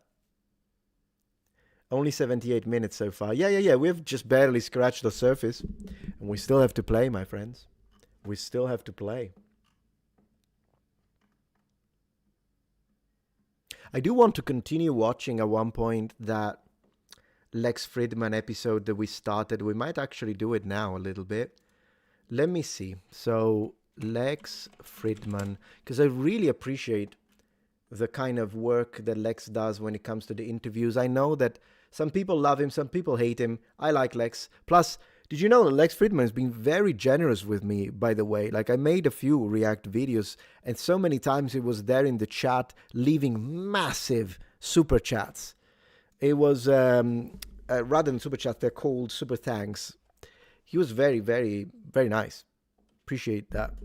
I don't know if you saw it, but we reacted. So Lex, of course, I've reacted to his work a few times, but I usually keep it historical because, I mean, I don't know if I would, this one, Future of Programming, it's not like I could add anything to it. I haven't got a clue. Maybe Uncontacted Tribes could be an interesting episode to check out. Anyways, we watched the first 50 minutes, can't even speak English today, the first 50 minutes of this episode. And this professor here is a national treasure. National treasure. Lex is a chill guy. You should ask him to play chess. The way he sounds, I think he's going to wipe the floor with me at chess. Maybe if he wants to play a StarCraft or Heroes of Might and Magic. Yeah, I mean, Heroes of Might and Magic 3, that's what I would play with Lex. So anyways, how about we watch a little bit of this now, and then once we're done, because this is he was talking about ancient civilization, I loved it. So let's watch a little bit of this, and then we play, my friends. That's the plan for today. Let me just double check that the connection is fine. Connection is working here. Can't really see. Yes, connection is working here. So YouTube is working fine. Rumble, we got a lot of people on Rumble. That's lovely. And Twitch, how are we looking on Twitch? Usual. Okay, cool. Right, let's do it. I'm going to provide my commentary. I will interrupt quite a bit, but I'll try not to interrupt too much because this guy is the bomb. So up to this point, we actually talked mostly about cuneiform, Akkadian, Sumerians, ancient Babylonia, the way they wrote, his controversial takes, and I loved each and every single one of them. But I think he's going to go into... So we are now still talking about the art of translation from ancient languages, is a fascinating topic. Then we're going to go into the gods. Guys, today we're going into the gods. And I have a few things to say, so that could be interesting. And then ghosts, ancient flood stories, Noah's Ark, the royal game of Ur, British Museum, oh, goodness gracious. And then evolution of human civilization. Let's do it. But I'm being disrespectful. Now I'm not being disrespectful. How about that? Impossible. And if you translate he will in a literary text, he might, then the whole text is different. The whole text is different. Yeah, absolutely. And they don't, my colleagues translate, it says in the grammar books, like that, automatically. There's no self-appraisal. His colleagues are Muppets. Of the folly of it. You have said that translation is part archaeology, part detective work, part poetry. Can we just speak about translation and the art of it a bit more? Yes. I mean, it's such an incredible discipline. Just like you said, hinted at, just a subtle variation in a single word can change everything. Well, you know, the truth about translation is that you never really have a word in one language which precisely equates another. You never do. They're always the best you can do. And sometimes it makes no difference, and sometimes it's really quite misleading. And so what people do when they learn Akkadian is they learn the Akkadian word and they learn the English translation. Right, you have to parasu is to divide. So whenever you have the verb parasu, it's some form of divide or division. But actually, it's not, because divide is like the primary root, but there's maybe 10 nuances of what that can mean in English, where the one at the bottom and the one at the top, you'd hardly know they were connected. And the Chicago Dictionary, which is such a magnificent thing, when you come to the museum and see me, I'll show you this Chicago. It's the most salient and important thing that came out of America in all its... I love how he leans forward, which is a little bit of a problem for the microphone, but I'll take it. Because it's him, you know? It's his passion. I love it. And he's absolutely right when it comes to translation. It's funny. It's not even... What he said is absolutely right. And I've had a lot of experience in translation, not as much as him, obviously. But then again... Even punctuation, try and write, literally, you could try right now and say, I love lemons, music, eating, children, and floppy disks, and you put a comma after each and every single one of those sentences is fine. Remove the comma between eating and children. Now you're a monster. So, and that's just punctuation. Imagine actual complete differences in the way people think, like the actual matrix in your head. And I've noticed that a lot when learning a Far Eastern language like Japanese, or even when I picked up Mandarin as a minor. And then you start noticing it's not just a matter of which word represents what, but how do they say it. And yeah, it gets, I know it's funny when you think it that way. Yeah. History is the Chicago Assyrian Dictionary, which is this long. There's only one rival to it for cultural importance, which is the electric guitar, of course. But the two of them, I think, are your countrymen's greatest achievements. It's the pride of our nation. I think so. Two things. The very thing. Chicago Dictionary. Can you? I'm sorry to take the tangent. What is the Chicago Dictionary? It started in the 1920s, and they made a dictionary of the Babylonian language, A to Z, so to speak. And it's as long as this table. It's a magnificent thing, and this big. And there, the people who worked on it were real translators, so they knew that it wasn't lexically A means B, but they had.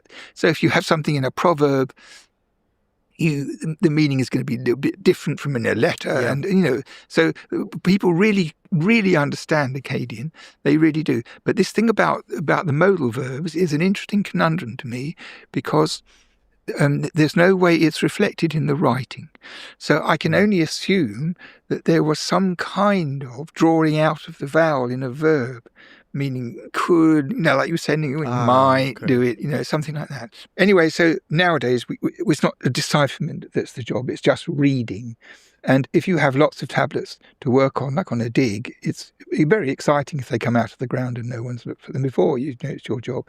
And if you're a competent Assyriologist, you should be able to sight read more or less, except most, say a letter or something like that, but most documents have some damage. So you have to learn how to interpret stuff. And also some literature is very difficult because of technical vocabulary, and they had technical vocabulary and unusual words. So you can do all. I think poetry is one of the hardest things to translate, by the way, because and jokes. Poetry and jokes are probably the hardest thing to translate, even in modern living languages, because I might translate it and you still don't get it, and vice versa. You might translate it to me and I don't get the joke unless I'm completely immersed into the culture and understand, okay, that's funny to them because this usually happens, or X usually said in this context, and then it makes all sense. But otherwise, the main difference is between literal translation and contextual translation. And contextual translation is always superior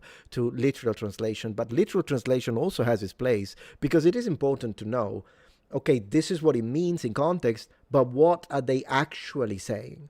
Because once you do learn literal meaning of words, you be like, okay, so it's not that they're saying this, they're actually using this expression, and it's maybe has a connection to the culture and whatnot. So they're both useful, but whenever you want to get the meaning out of something, you've got to use contextual translation.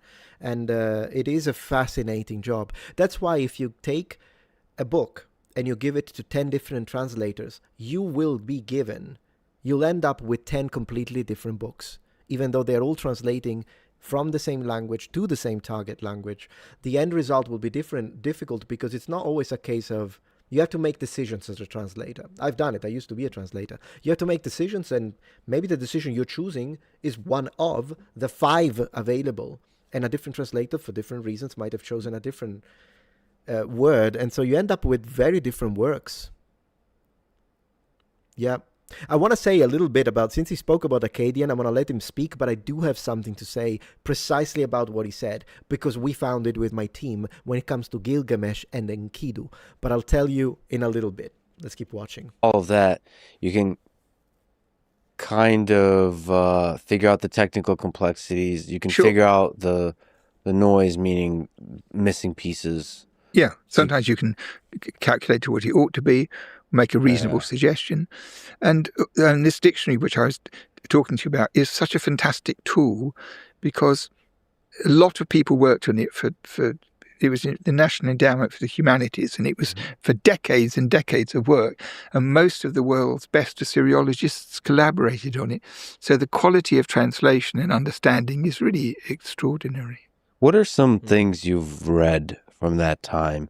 Is there some jokes? Is there some love letters? There are one or two letters about from a chap to a woman about, you are very beautiful and your lips are like radishes and your ears are like walruses and things. But I mean, there are some things like that. And there's a kind of street drama in Babylon in 4th century BC, something like that, when there must have been actors who did this in the street. And it's Marduk and Sarpanitum, his wife, and another woman. Marduk's having an affair with this other goddess, and Sarpanitum is jealous, and the women fight in the street and hurl insults at one another, and slop bucket and all this kind of stuff. Is hilarious, and it must have been a bit like a sort of Verdi opera without the music, I suppose. I don't know, but anyway, it starts off when Sarpanitum is in the room and Marduk is in bed with this other goddess on the roof, and she can hear. You could say it was an eternal human issue. Yeah, love, heartbreak, jealousy, all of that. And between deities also. Yeah. Because deities are only modelled on human beings after all. So. Yeah, deities is a grandiose way of expressing human affairs, human behaviors, human ways. Yeah. Indeed. In the writing, what was their relationship to the divine? Relationship with the divine. Well, the first thing to... Believe it or not, the Romans actually had more of an invisible conception of gods, depending on the period. For the Greeks, it was very physical, though. Very physical. The idea of the gods being physically tangible. The Romans, it depends who you read. Depending on who you read, some do clearly connect to the Greek traditions, but others see the gods as something of an invisible force beyond the limitations of matter. So it really kind of depends. It's not all the same in period. Say is that they had a large pantheon of gods. Yeah, of course. So there were 3 gods at the top, sometimes called Anu, Enlil, and Ea. There were 3 gods at the top and hundreds of other gods and goddesses.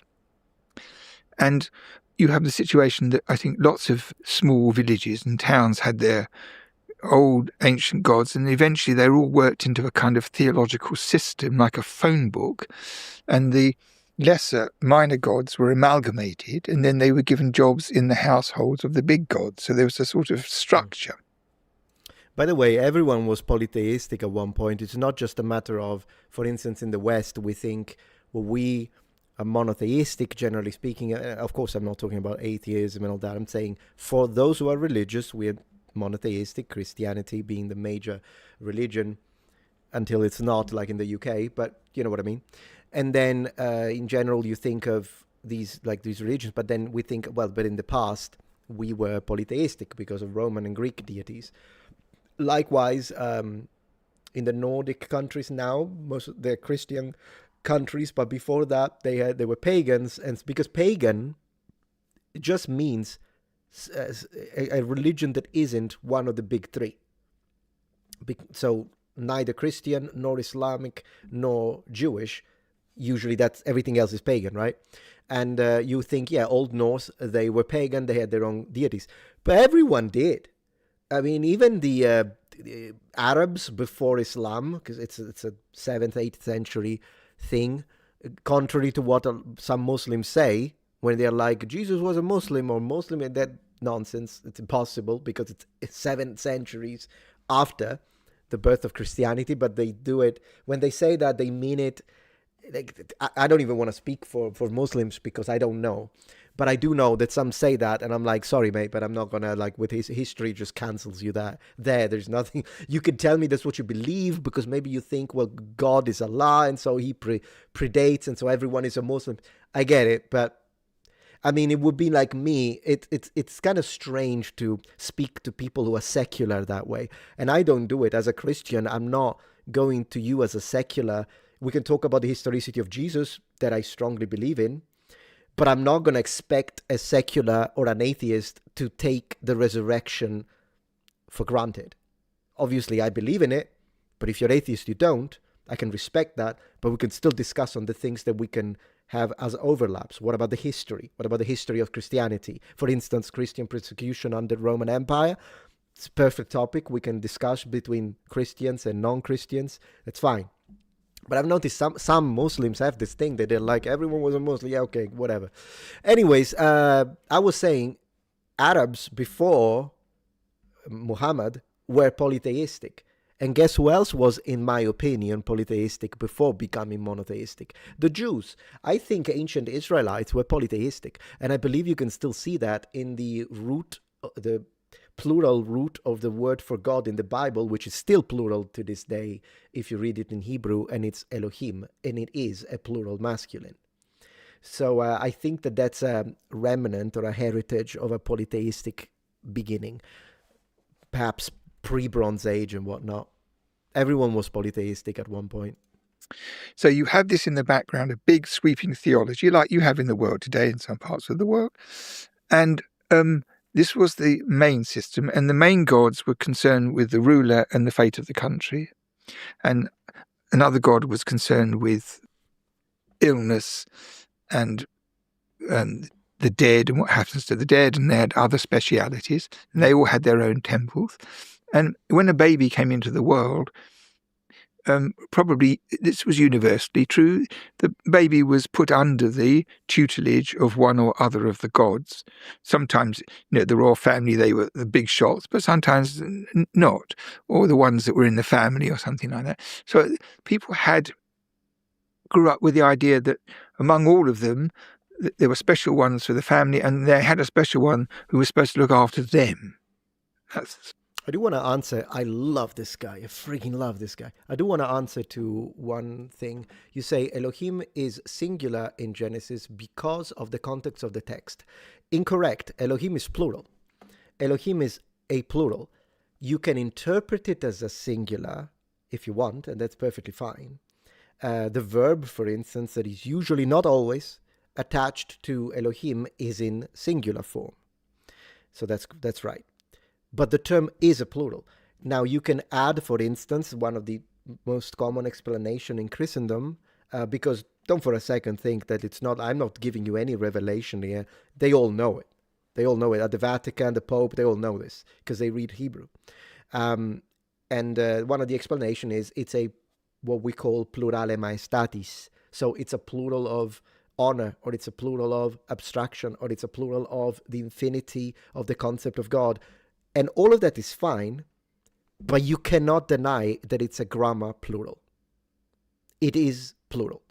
El, Eloah, could be considered singular. El is a singular, the one that you put at the end of names. Michael, Michael, Raphael, Daniel, that's always God. But Elohim is plural. And that's just what it is. It's a plural. But then you can put on the interpretation, the doctrine to tell me it's plural, but it's actually singular. I accept that, but it is a plural. Like, I will fight on this hill. Sort of basic idea.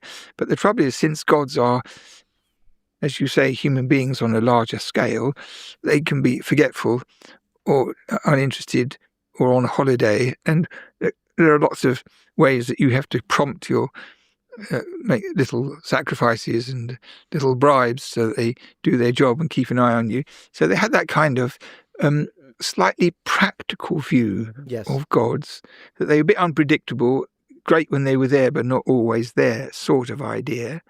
Typical of classical antiquity, Iron Age, Bronze Age, Copper Age, and heck, probably throughout all of prehistory, that practicality of the gods. And yes, like cherub, cherubim, seraph, seraphim, malach, malachim, which would be angels, more specifically messengers. And I also believe this, that a lot of people in the world today who did not have the disadvantage of growing up in a stifling religion, but are just normal people, get a lot more interested when they're really ill or when they have a big disaster all of a sudden. Of course. God or gods seem a lot more important than they do normally. Yes. So that few people walk about in a state of religious awe, and good proportion of clergymen I've ever met don't do that either. It's a kind of conception that's not actually based on reality, that the individual's response to religious stimuli fluctuates and is varied and is often a response to need. This is actually something you say even within religion, right? We always say, we always ask God for things, but how many times do we stop to thank? It's always a matter of I need, I want, and it's a little superficial as a relationship. Interestingly enough, though, what he's saying is correct. Yeah, there is a massive catastrophe. Of course, a lot of people are going to turn to the gods in this case. When it comes to the Romans, it's interesting though, because maybe for the people, but when it comes to the ones that write, the politicians, the philosophers, the historians, when there was the explosion at Pompeii and the volcano erupted and destroyed everything, the sources don't really mention the gods much. A little bit, but not much, and we looked. What the sources do is, believe it or not, they describe everything, and then they give a little bit of a naturalistic explanation. So they are telling you, they're trying to figure out why this happened, but I've yet to find from the prominent writers someone who said, oh, this was a punishment from the gods, which is what you would expect, particularly with this idea that we have in our mind of how ancient people reasoned. But the reality is, of course, there were religious people. A lot of people would have been religious, probably more than now. But then again, a lot of the times the Romans are very pragmatic, and I would imagine the Greeks too. And they try to first look for, it's almost a science. And they get some things wrong, like they try to figure out at one point why like after there is lava, or magma, lava, then the terrain after a while becomes fertile. And they're trying to figure out why, and they think it's the fat in combination with the ash. And they were wrong. It's the organic material that is transported and makes it, now we know. But it's fascinating how they are not saying, oh, it's the magic of the god Vulcanus. Not really, no. They're trying to figure out from a naturalistic perspective, why are things happening? So there is that. Yeah, Pliny the Elder, Pliny the Younger, absolutely. You try to read them about I'm sure you did, since you're mentioning them. Yeah. It doesn't come from nothing. I mean, people don't suddenly feel, I've got to thank the Lord for the rainbow or something like that. Actually, the rainbow is a very important token and symbol in biblical. So yes, people did do that with the rainbow. The rainbow one, at least in Christianity, very important. Yeah. Now it's a different symbol, isn't it? I think it's probably true today. I mean, when you read the investigations they make of religion today, Christianity in this country is on the decline, because people who are supposed to be Christians say they aren't anymore. They're atheists. So the people who say, I go to church and I believe in everything, is a relatively small number of people. So now this is the situation, which is quite remarkable if you think about it. And Lord knows what the consequence will be for the human race, whether religion will balance out, whether it will die off. I honestly doubt it, though. I mean, look at what's happening in Iran. I mean, England is not a great representation for how the entire planet is going to move and what direction. And besides, I think the little Muslim line is going to go way up if they keep on that. I mean, right now, the most popular boy name in the UK is Muhammad. I'll leave it at that. But regardless, look at what's happening in Iran. Mass conversions of people who, and I have a lot of respect for Iranian Christians, because the courage it takes to convert to Christianity while under threat of death penalty because of the Islamic regime, it's literally old school Christian courage, like the one we read about in Roman period of persecution. It's happening right now. And in Nigeria, of course, it's happening as well. Insane. Who knows? I think it's an ancient technology that has proven across millennia to give a set of tools to humans to contend, as you said, with suffering. That's a part of life. So when those rare moments come, when you have to deal with deep pain, loss, suffering, heartbreak, all those things, Yeah. looking up to the sky and asking questions and trying to figure out the answers in your conversation with the divine. I think that's true. But I think in Mesopotamia, it was different in terms of course. its potency and immediacy, because there's no skyscrapers in Iraq. You know, if you live in southern Iraq and you sleep on the roof, there are no lights at night. Okay, he's making a really good point. He's making a really good point, and he's obviously referring to light pollution of the modern electric revolution, if you will. We do not see the sky how it was really, and yes, there are still places where you can go, rural areas, really out in the sticks, and you look up the sky. It's a completely different thing. But light pollution in the modern period in our cities, we are missing out all of this. So what the point he's making, I'm going to let him speak a second, but the point he's making is right. Of course, when you look up the sky and you look at this and you see this, it's going to make you wonder. Whereas for now, apart from the fact that we stopped looking up when we started looking down, and this is not going to end, it's going to get worse. But in general, even if you do look up for a second, or while you're addicted to your doom scrolling, and then at one point you do look up, you see nothing. You see nothing. Hi, hello, welcome, Christina. Christina 99, good to have you here. Greetings. The church in China reported they prayed for more persecution. Really? Because of faith is so weak. Well, I hope not. I hope they don't need that. The persecution, to be honest. I think China is another growth, certain interesting growth. Were there any Roman helmets that looked like a Celtic helmet used in the Iberian Peninsula? Yeah, of course. I mean, at the end of the day, the Roman helmet, the typical Roman helmet is called Imperial Gallic for a reason. They copied it from the Gauls. The Gauls were Celtic. So usually the difference between Roman helmets and purely Celtic or Germanic helmets is that the latter don't have cheek plates.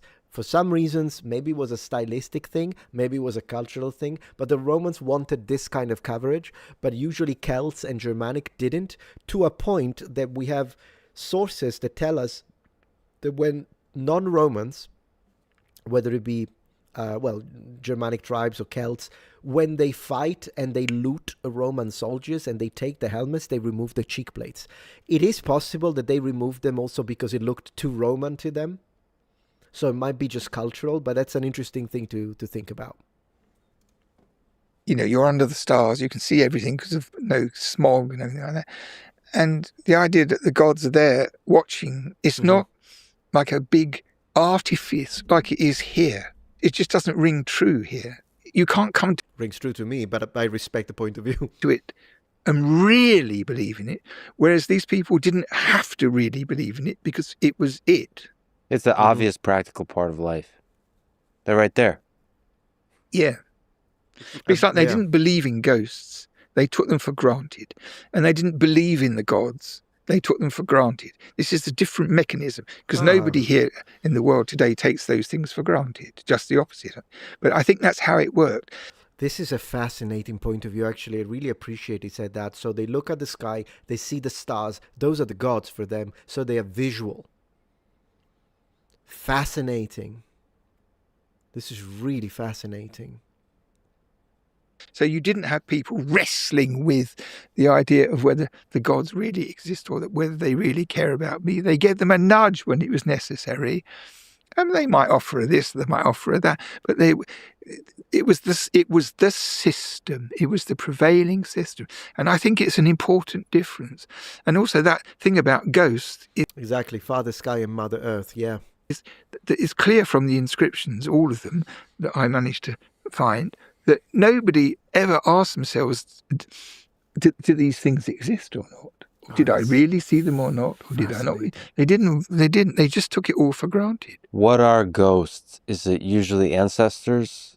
Well, everybody who died in bed naturally or peacefully, what we call their ghost, went down to the netherworld. And there they were. So they buried people jolly quick, for obvious reasons. And like they do in Islam and Judaism today, it's the same kind of idea. And the spirit of the person went down through the gates of the netherworld and stayed there. So that's the basic situation. And people in their houses had actual burials under the courtyard, and they had a thing where you pour stuff down a hole, fluid and food, it's kind of symbolic offerings to them. So is that a way to lessen the impact of mortality? I don't know, because you know that everyone's going to die. I think the real tragedy would be is if we're not supposed to. Mhm. That would be the tragedy. But every single person is going to die. So all relationship. Makita was saying unless he traveled in time, then he is only guessing true, but it's an educated guess. Like this guy put, who knows, years and years, decades into studying this stuff. So his guesses are definitely much better than the average person. And of course, they're much better than mine. And that's why I enjoy listening to him. Not to mention, this guy is really nice. I can see the passion. Yeah. Would be awesome to see the sky that the ancients would see. True. I mean, if you go back, there was the whole situation. Of course, we can have an idea if we go to a rural area, as we were discussing. But then again, the constellation wouldn't be in the same place if we go back, significant amount of time. So there's that. But yeah. Have this finite clause in them. So if you're very fond of somebody or you love somebody and they die, it's kind of infantile to whine about it ever after. Because what do you think was going to happen? Either you or them. I always see it like that. I don't feel grief when people die. It is infantile, but I got to tell you something. I wouldn't say it's infantile, no. I disagree with that. It's and each person grieves in different ways, and it's a way of processing that loss. But then again, Something about human beings. Yeah. We're all kind of infantile all the way through from, we don't stop being infantile after we're infants. It's one thing to know it, theoretically, and it's another thing to know it. Like this thing ends. This ride ends. But that's the pain. It's the fact that the whole thing ends. Yeah. And when people fall off the edge, they fall off the edge. So yeah, the knowledge that it ends is the painful thing, not the actual moment of the ending. Yeah. Yeah. Many times what makes moments really precious is that they're going to be gone. I think that's a good point that he just made. Things are precious because exactly. If we were immortal and we lived forever on this earthly plane, if I want to look at it from a religious perspective or not, if you want to look at it as a kind of biological immortality discussion, probably we wouldn't treasure the moments that we have as much. It is very likely that that's a possibility, which would explain why mortality is supposed to be a thing, if you want to look at it from a creator perspective. But I don't want to go too deeply into this because we're not really here to discuss religion. We are discussing religion, but mostly like the history of religion and religious perspective of, 3,500 BC, believe it or not. Trivial thing for us humans to really contend with. And I think religion, religious thought, the divine, I think help with that. I think the big mistake for mankind was the creation of monotheistic religions, because they brought evil into the world. It's a silly statement, because what is evil? If evil in a non-religious sense is anything such as war, grape, and then that stuff existed since the Paleolithic, since hominids, we've been doing that. So I disagree with this statement. If you believe in a monotheistic religion, it means I'm right and you're wrong. It's kind of the same with the polytheistic ones, to be fair. Meaning, for instance, the Romans thought they were right. First with their cult of, and I want to prove this point for a second. First with the cult of the ancestors, but then with the gods. Meaning, yes, the Roman would tolerate your gods, whatever they are, monotheistic or polytheistic alike, as long as you pay your taxes. However, you had to accept the superiority of the one god that the Romans cared about, meaning the emperor. The emperor is a god for the Romans. For the Egyptians, the pharaoh is a god. and you have to subdue to that God. And if you do, which they made you do, what a lot of the persecutions that the Romans used, if this was, like he said, so I'm disagreeing with him, not from a religious perspective, but from a historical perspective. I don't think he has looked into this as much as he has with the Akkadian and other stuff. Because think about it, why were the Christians persecuted? Not only they were persecuted, but because they were considered to be a possible threat. Too many people are believing in this Christian God in Rome. We can't have that. But why can they not have that?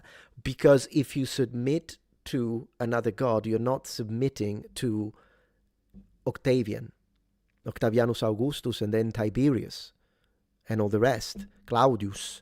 And that's the problem. That's why a lot of the times that's what they did. You want to live? Admit that Octavian is the one God above all other gods. He's the one. And then if they didn't, they got offed. And it's a similar situation in Japan. Japanese weren't Christian. They persecuted the Christians. It depends on the warlord. Some warlords became Christian in feudal Japan. Some warlords were sympathetic towards Christian monks, whether it be Portuguese or Dutch. And then others were strongly persecuting Christians until up to annihilation and martyrdom. They weren't monotheistic. They still did the same stuff. So the statement is historically incorrect. If you don't. So it's already on that footing. It's very dogmatic, yeah. Dogmatic, and it's led to everything. There's inquisitions and this, all this kind of stuff. Inquisition is often exaggerated. And do keep in mind, people think, he didn't say it, not responding to him, but a lot of people consider Inquisition a medieval thing. Most of the Inquisition happened after the Middle Ages. There was a little bit of Inquisition in the Middle Ages, but all the witch trials, a lot of that is post-medieval. It's early modern era. And the numbers are not as much as they say. It's still an awful thing, don't get me wrong, but just so we're clear. As a result of it, that one religion is superior and the other should be stamped out and all that. And in my opinion, monotheistic religion has generated the most fantastic amount of non-religious feeling. Whereas when you have all the different gods and they have different specialities, and the ones you like and the ones that everybody likes, and they have their temples and their offerings, it was very interesting to me to go into a temple in Calcutta when I went there with my wife Joanna. We went into the temples and saw how they were, and I think they must be very much like the ones in Mesopotamia. So there was never anything about them which affronted people's individuality, or I mean, there's no religious prejudice or even racial prejudice in antiquity. All these things are modern. Just false. I'm sorry. Sorry, I still like him. Okay, racial prejudice, absolutely it existed. He has to repeat this mantra because he's in the UK. I'm just going to say it because that's what they're teaching now. They're telling you racism is a modern invention. There was no racism in antiquity. And then you read the actual sources and you see that the emperor is saying, why is that soldier black? That's not a good omen. Have him cut into pieces. I don't know. I think if someone said that today, you would call him a racist. Guy was from Ethiopia, the one that got cut into pieces. So I'm just saying, it's just one of many examples. Racism has always existed because it stems from prejudice. So you have racism is kind of a specialized category of prejudice, but it does stem from tribal networks, inside, outside. My tribe, my language, my culture, my material goods. Your tribe speaks funny, looks different, possible enemy. It's really that simple. And it's prehistoric. It is prehistoric. And when it comes to the idea of, what did he say? He said racism, but then he was also talking about, if you have multiple gods, then you're going to be fine with foreign gods. I mean, read the Old Testament. In the Old Testament, I know you're going to be like, but that's monotheistic. Right, but then again, it's not like the enemies of Israel were happy that the Israelites were worshipping Yahweh or Yehovah, however you want to vocalize it, or Yahweh, whatever you like. No, it's nonsense. This is kind of we need to say that. I'm surprised he's actually, one thing I'll give him though, considering he lives in the UK, I know he has to say this, but he did put all Jewish, Christians and Muslims as oh, monotheistic religion are a problem. I'm surprised because usually in the UK, they only bash Christianity. So at least the guy is being coherent in his incorrect position, but at least he's not being like, I'm just going to bitch about Christians, which is usually what happens. You know me, I just tell it how it is, guys. Advantageous matters. If you think what's done in the name of religion, it is absolutely staggering. So let's go to literature. Okay, because they're changing topic, I need to say one more thing then before we continue. Right, so let's think of a moment. What would happen if we were to remove all religion completely? Would we have heaven on earth? Ask the USSR under communist rule under Stalin, because religion was absolutely removed. We got millions of dead. So I'm starting to think the problem isn't religion, the problem is humankind, isn't it? Because otherwise, and before you tell me, yeah, but it was utopically communist, but actually it was socialism because communism was never reached. Yeah, they were communists, it's just semantics, but whatever. Right, socialism. It should have been the perfect utopia. Millions. People ended in the gulags. Doesn't sound like religion is the problem, is it? North Korea is another example. Absolutely, yeah. It's just, I get it. I understand. Religion has caused a lot of wars. It's true. Absolutely. There's a lot of religious violence. Given not all religions are equally violent, though, and that's another thing that pisses me off, because tell me now, not only we know which religion is the most violent, it doesn't mean that every Muslim is a violent person. Obviously not. I'm not an idiot. I understand statistics. But if we have to put into a scale right now, what not in the Middle Ages, right now, which religion are all religions equal in the type of violence that they bring from the extremist types on the nut jobs within the no, because you will have a few Christian extremists that will blow up a clinic, but then or someone like was it in New Zealand, the guy that started shooting with the I think it was a New Zealand guy. Sure, they exist too. But look at the numbers. And I'm not even saying that Christianity is the least violent. Taoism, are we really going to say the Taoist has the same level? Taoism and Taoists generate the same number of violence and death worldwide every year as every other religion? Come on. It's just, it is what it is. Yeah, I know the Stalin initially was going to be a priest. Yeah, exactly true. But then he very much wasn't, was he? Because we didn't really mention literature much, except Okay. you did briefly mention Epic of Gilgamesh. Yeah. So that was written in cuneiform. It's one of the earliest works of literature. That's right. Can you tell me about this work? Please. Yeah, well, we know it best from this Assyrian library set of tablets. There are 12 of them. It's a 12-tablet work, so it's quite long. And Gilgamesh is the hero of it. But the literature, we know it from earlier texts, and we know that Gilgamesh lived. He was a real person. He was a king in Uruk, and he was one of those people who... Uruk is one of the most important city-states, just so you know. ...lived after their death in the world, like Alexander, for example. So there were stories about Gilgamesh when he was alive. There were stories about him afterwards.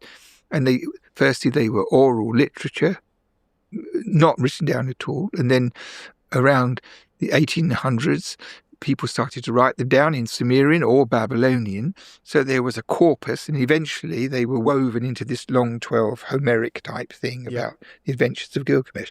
So it is certainly literature, and it's to do with humanity and immortality and man in the hands of the gods, and incorporates lots of interesting, exciting stories. It's a very Hollywoody kind of thing.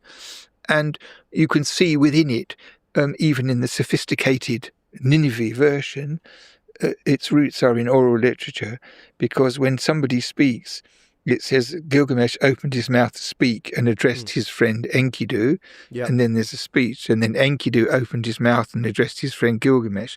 Well, when you're reading a story, you don't need that.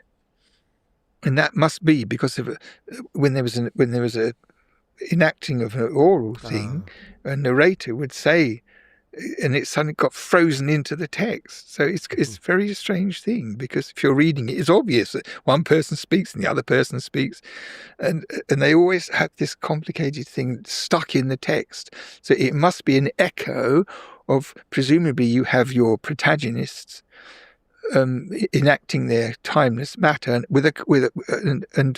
the person who's writing it down says, and then Gilgamesh said, like in a script. I mean, what can you say about?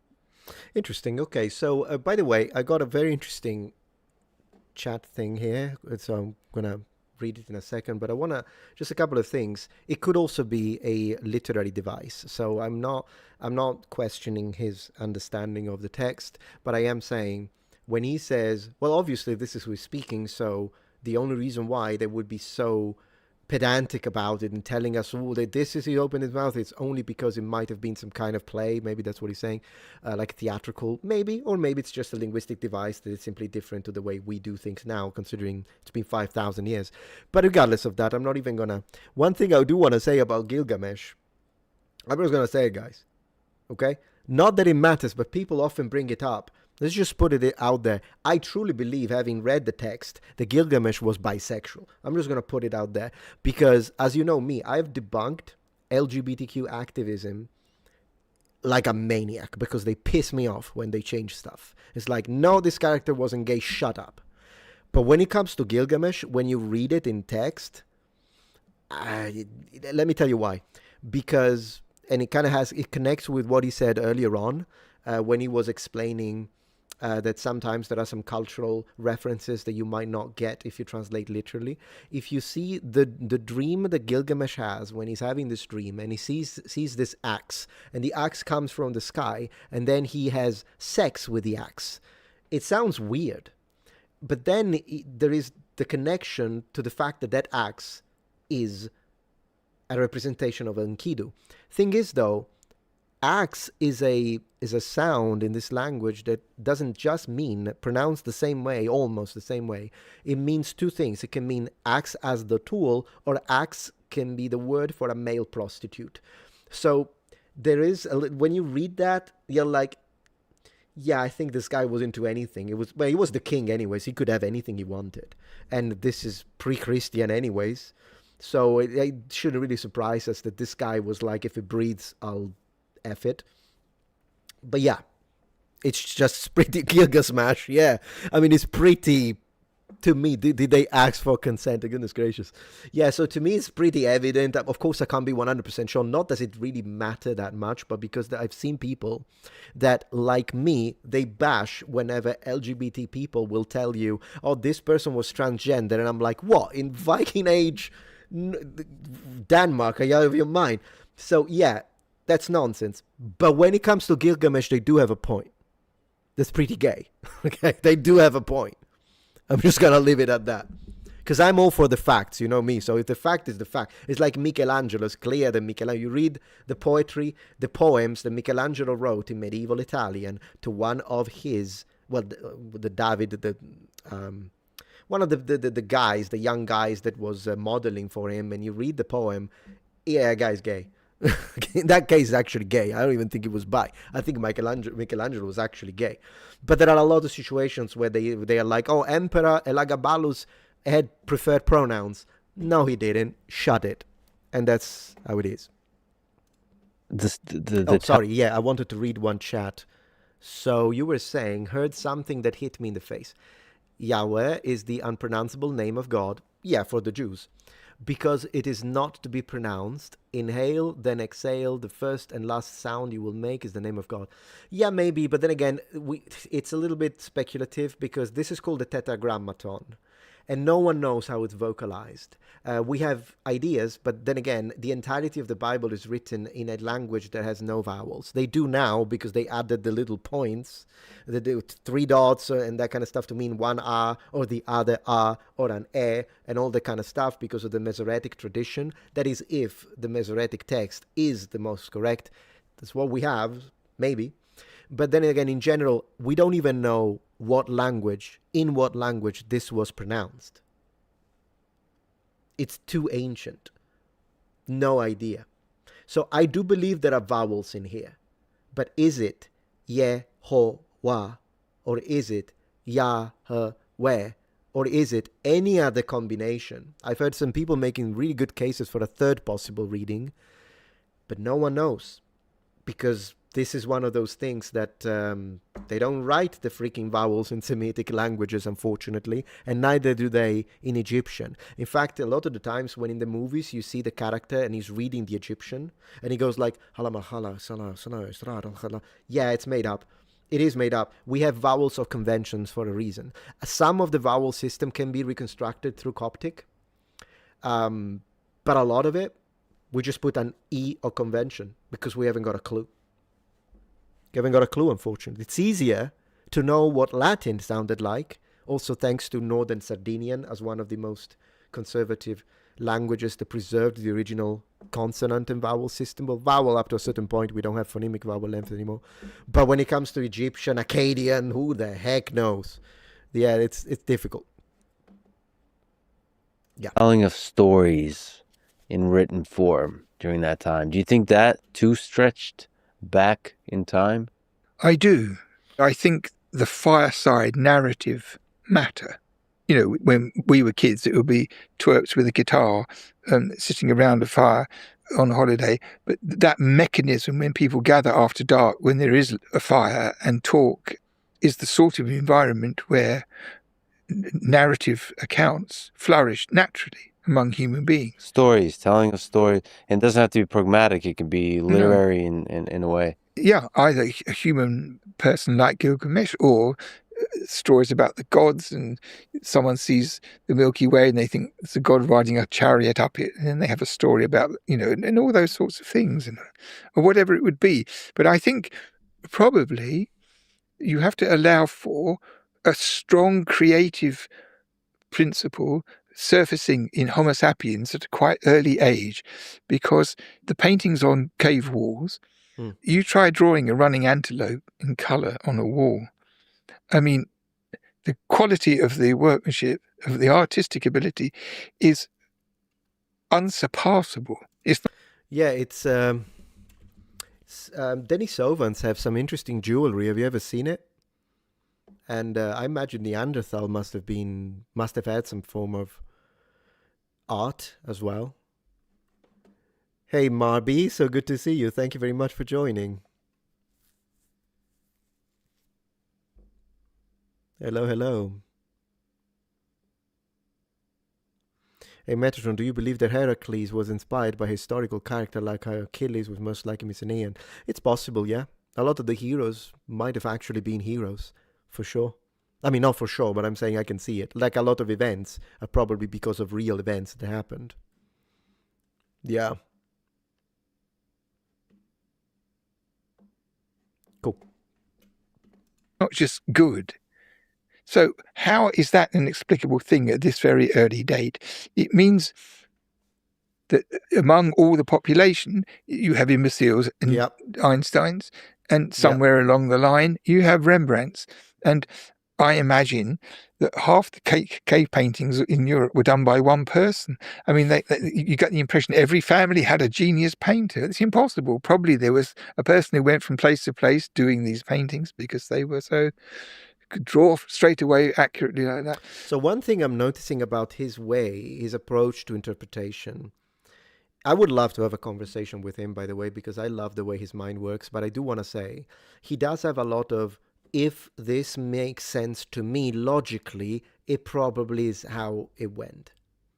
Now this is interesting for speculative discussions, but what he just said now, it's a little, I know he's speaking in hyperbole, I understand.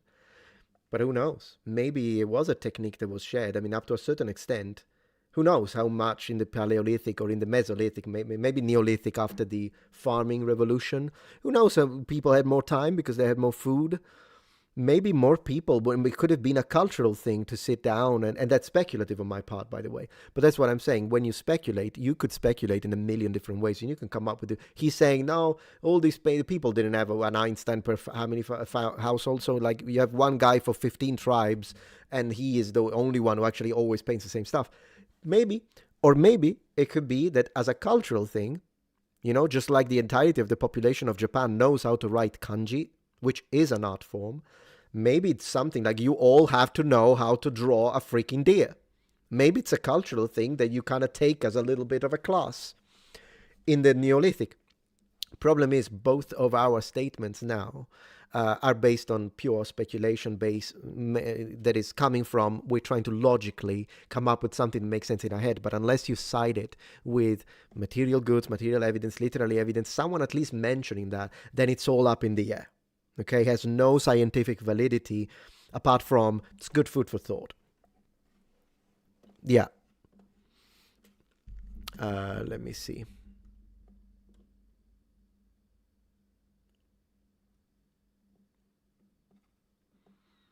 I'm just reading what you were saying. Heracles versus Goku would be a great battle. Yeah, indeed. Thank you, Robert. Eagles, love your authentic personality. Oh yeah, I'm authentic, all right. To the detriment, I guess, of my online perception sometimes. But hey, at least you know I'm not fake. I mean it. His pronunciation are weird even for a Brit, you say, as someone who reads dead languages for a living. Well, let me tell you this much. A lot of linguists are horrible at language learning. Like, you know, there is a difference between people who actually speak languages and people who know everything when it comes to the mechanics of languages and linguistics and the etymology and the organs involved, and they can tell you about the fricative alveolar sound. It's great, but a lot of linguists, they will be able to tell you, they can write PhD theses on the language they are studying, even though they couldn't order a coffee in it. So there's that. That's a reality. They are a distillation of creative, artistic ability plus skill. So this is right at the pretty early stage, is it not? The cave painting material. Yes. So if you consider the human stock, which encapsulates such ideas ever after, then you have to reckon with that. Very creative people. Yes. So the function of stories to tell the young and about what happened and about famous battles, or when the flood came, or how people learned to make fire, or, you know, how we invented the wheel, all those sorts of things everybody puts down as big, but that's presumably what absolutely happened. You see, that's the thing. When he says presumably, absolutely, the two things don't really go together. But I enjoy what he just said now, and I agree, because even though I'm complaining a little bit about that's absolutely 100%. No. But then again, I do agree with him, though. I do think he's right when it comes to this one, possibly. And that's because they didn't have writing. It's a prehistory, so of course they're going to draw it. They're actually going to tell you about it. So oral tradition. Or what's the other option if they can't write? It's to draw it. I'll draw you a picture. And you have the capacity for people to adore and to respect, among their own kind, people of astounding ability. There must have been hunters who were ferociously quick and, wrestle with polar bears and all that kind of thing. And all this stuff will be grist to the narrator's thing. And as things got more complicated and more sophisticated, so lessons might be incorporated, or lessons might come out of them unintentionally. Because if you tell a story without a moral, it is usually a moral if you think about it. Yeah, I'm not sure about the polar bears, but yeah. Many of those stories are sadly lost to time or not yet found. Most, not even many. Most. Yeah, I know. We're being a little pedantic, but just for fun now. The polar bear thing was just for fun. I know he's just giving an example. We're just messing around a little bit. You mentioned floods. Let's go. And speaking of stories that have been lost and found, you're well known for a lot of things. Yeah. One of them is decoding the so-called Ark tablet. Yeah, that was a challenge because it's really hard to read. You got to tell me the story. This ancient Babylonian clay tablet dating 1700 BC, which contains a flood narrative that predates the biblical story of Noah by 1,000 years. At least. Fascinating. Okay. Well, you got to tell me the full story. The full story is like this. Visitors used to come to the museum to ask questions of the experts who work there, and one would be on duty periodically, and sometimes people would bring objects, sometimes they'd ask questions, and somebody once came in with a whole load of objects, including this tablet, which, to cut a long story short, Look at I that. identified pretty much straight away as being part of the flood story. It was a tablet about 8 inches by 3. Not the whole flood story, which is the complex narrative, which ended up in the Gilgamesh narrative much Yeah. later. But this one was an early narrative in which the point was taken up where the gods in heaven had decided that the population of Mesopotamia needed to be wiped out because they were so noisy. Mhm. This was the expression. I can relate with that. I mean, I think the gods have a point. And the gods couldn't sleep after lunch, sort of thing. So they decided they would wipe them out and create something quieter that worked harder. So this was the basic mechanism, and they had different ways of doing it. And then the most effective one was they were going to send a flood to wipe them all out. And one of the gods, the number 3 in the triumvirate, thought this was a deplorable idea, so he took it upon himself to warn this person called Atrahasis, who lived in Mesopotamia, to build a boat to rescue life when the waters came. And in it, he told him the shape of it and the materials he would need and how much he would need of the materials, so he could do it safely. And in the 60 lines of the tablet, all this stuff was there. It was like a blueprint to build this boat. And it was extraordinary because it was round, the boat. And everybody who knew their Bible, the ark's sort of coffin shape kind of affair, and nobody thought of it being a round boat. And the fact is that round boats were used in Mesopotamia on the rivers, coracles, that's to say, because for transporting things, and they would never sink. They were very appropriate. And so in this story, it was decided it was going to be a giant coracle, a really, really big one that would never sink, and the male and female animals could go in, and the Atrahasis' wife and his 3 sons and so forth could go in, and everything would be there, and it would float on the water. And when it came down, they would start all over again. So it's got very many points in common with the description of the flood in Genesis. And of course, so did the one in Gilgamesh. So in 1872, there was an Assyriologist in the British Museum called George Smith. And that was before the most common name was Muhammad. George is now number 5, I believe. 4, maybe? He was a very, very talented reader, and in 1872 he discovered that one of the tablets from the Nineveh library we were talking about before had on it a passage which ran in parallel with Gilgamesh. Wow, look at that.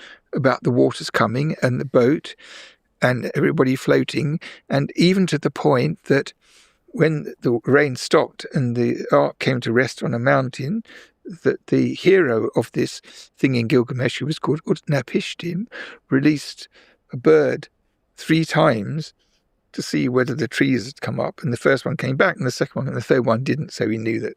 So this was not only in the Epic of Gilgamesh, but it was also in the book of Genesis. So what it meant was that it wasn't, you couldn't have 2 stories.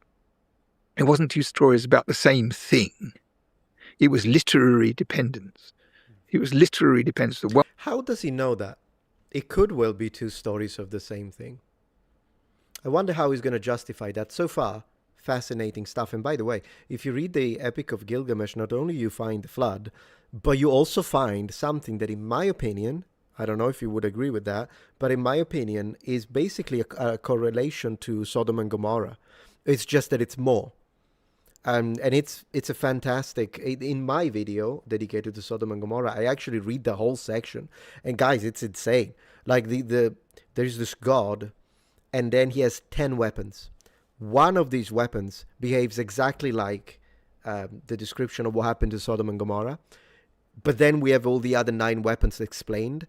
And then, like, it's insane. It's insane. The destruction, the number of cities that are destroyed is unbelievable, but it's very similar. And once you connect it to, you read it in the original language and you read the original Hebrew, that's why I make the connection. I think this is perfectly connectable to Sodom and Gomorrah.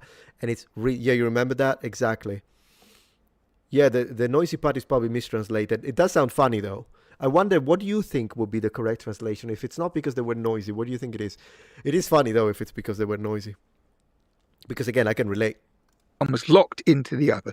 The text of the Hebrew Bible, from whenever it was written down, of course, nobody knows quite when, but whenever it was about the same time as the one from Nineveh, about the 7th century, 6th century, something like that.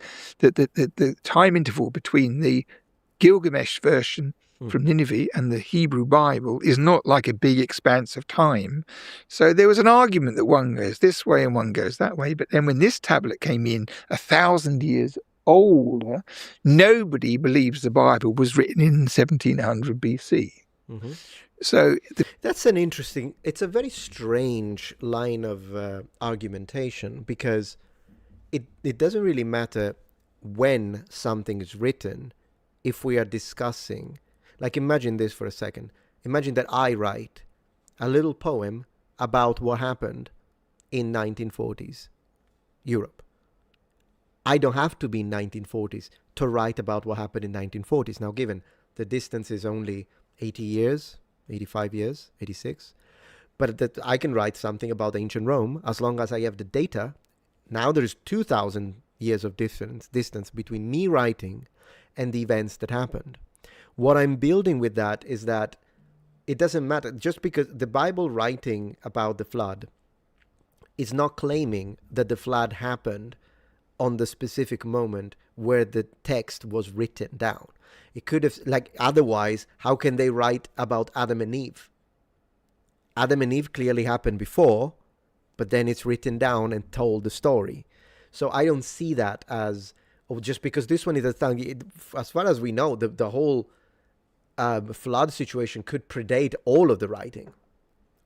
Just like Sodom and Gomorrah could have happened, who knows when. But this is just my argument towards it. Yeah, and also there is this idea of looking at the Bible as a single book when it's not. It's a collection of books. And there is, even between the same name of books, Elijah, for instance, being one, but in general, even when you have one book that has a name in the Bible, there can be a difference in between the chapters. There can be a difference of 200-300 years.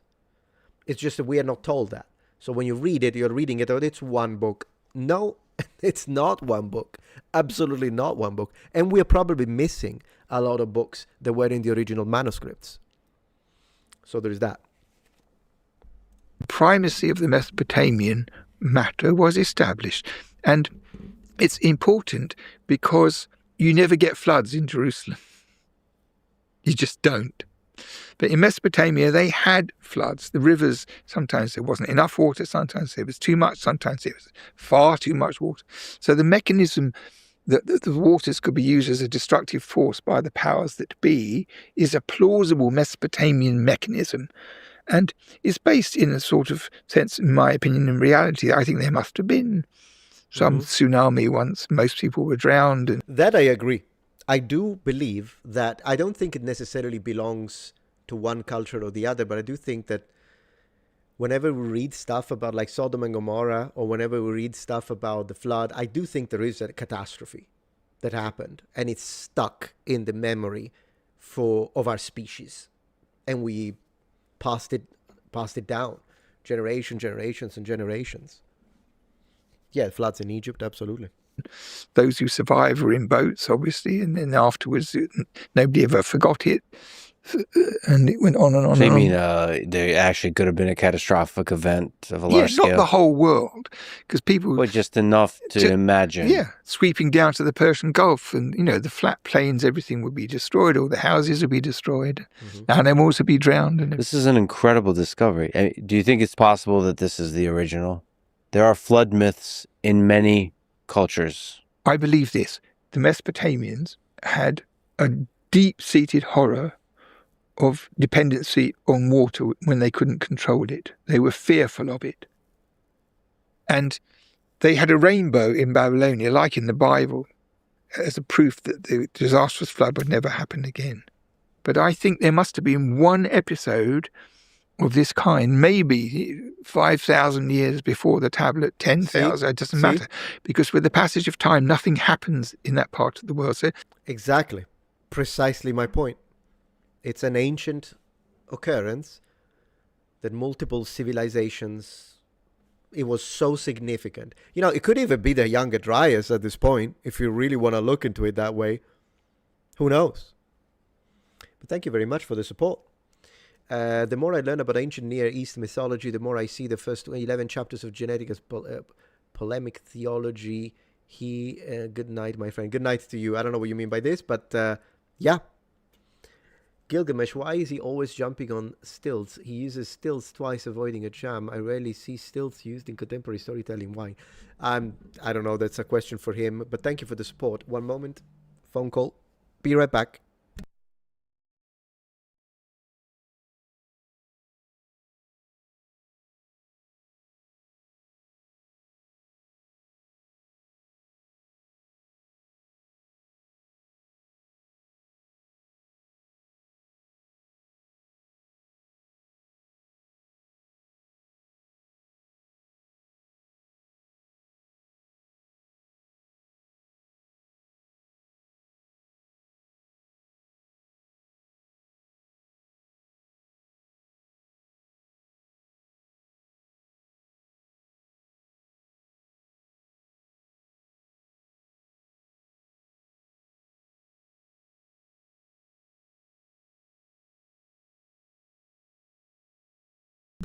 Apologies. And can you guess? Was I speaking English or Italian?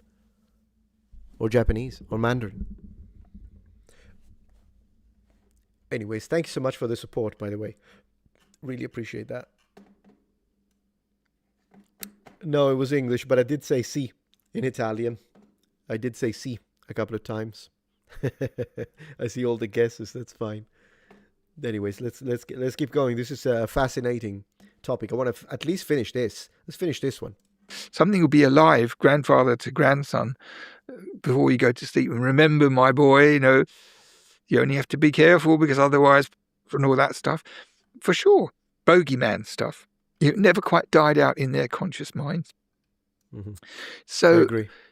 I think that when the Judeans from Jerusalem, after the destruction of the temple and by the Babylonians and the rout of the priesthood and everything, the king and the others went overland to Babylon as refugees, and they had to live there for 3 generations of time under Nebuchadnezzar's reign. So I believe that the text of the Bible was written then, because if you read the Bible attentively, which I can't say I do on a regular basis, but if you do read it dispassionately, you have the mechanism that the early books of the Bible explain to the reader how it is that these people are in such a mess, because they're supposed to be the chosen people doing all that. Look at, they haven't got a temple, they haven't got a country, they're washed up and everything like that. So I think that what happened was it's a complex thing, but the Judeans from Jerusalem, they spoke Hebrew, but they also spoke Aramaic, right? The 2 languages, their sister languages. Yep. And the Babylonians spoke Babylonian, and they also spoke Aramaic. And they all wore the same kind of clothes, and they all had brown skin. The last statement is debatable, because the Semitic type actually has a lot of variety. Yes, plenty of brown skin, plenty of olive skin, and some are pretty white looking. So there are some Arabs that are pretty white looking if you look at them. So depends. It depends. And when all these refugees from Jerusalem were milling around in Babylonia, they would have intermarried and disappeared within no time at all. And the authorities who were there prevented this by drawing up a kind of charter of their history, explaining things from the beginning of time up until now, how it happened and what happened, and it was all intentional. So that is, in my opinion, the driving force behind the Hebrew text. And the thing about it is that they didn't have, in Jewish philosophical tradition, stuff about creation and the beginning of the world. And they took Babylonian ideas, which they learned when they were there, and they recycled them. I know there are some people in academia that have this idea. It's a theory, but proving it is going to be difficult, because I think all people had some conception of how the world started. I think we started trying to figure that one out one way or the other, even before scientific revolution, everywhere. I really think everywhere. If you think about it, there is always a myth of creation every, like, look, did you look at the, fascinating, by the way, myth of creations of the Norse, or the creation myths of the Japanese, Izanami and Izanagi? It's everywhere. Yeah. Let's go. So, whereas the Babylonians decided that the gods were going to wipe out the noisy persons, when the Jewish philosophers got this narrative to recycle about the vengeful Almighty, he was in the Old Testament a very unpleasant and vengeful person. It was because of sin. It wasn't because of racket and playing the radio. It was sin. So they took one narrative and they recycled it for their own purposes. The flood is a useful tool to. Is it sin, though? I know I'm going to be a little pedantic here, but because he's trying to look at this from period, then we have to think about this. Say Sodom and Gomorrah, there is a massive list of reasons why the cities were annihilated. A massive list. A lot of it has to do with depravity, just how wicked people were, how they hated, for instance, travelers and foreigners. They were inhospitable, how they were sexually depraved, and all that stuff. All the sexual stuff is in there. You can't hide it. It's there. But I personally think one of the main reasons why Sodom and Gomorrah were annihilated, it was because they changed their alliance. And I'm thinking military alliance. And I have built a case about that. All of these things matter, by the way. But I think that taken singularly, they weren't nice to people, they wouldn't have been nuked. Or they were gay, they wouldn't have been nuked. Or they were, whatever it is. But when you pack them all together, and these people had basically no decency, they were just evil people in all forms of, I'm saying from the context of the book. Do remember we are in the Iron Age. While I think the thing that, what's the expression, the needle that broke the camel's back, I personally think is the change of military alliance of two of the cities. Initially it was 5 that were marked for termination if you read the book, but 3 are saved. And when they ask, can you find a righteous man? Can you find 10 righteous? Can you find 50 righteous?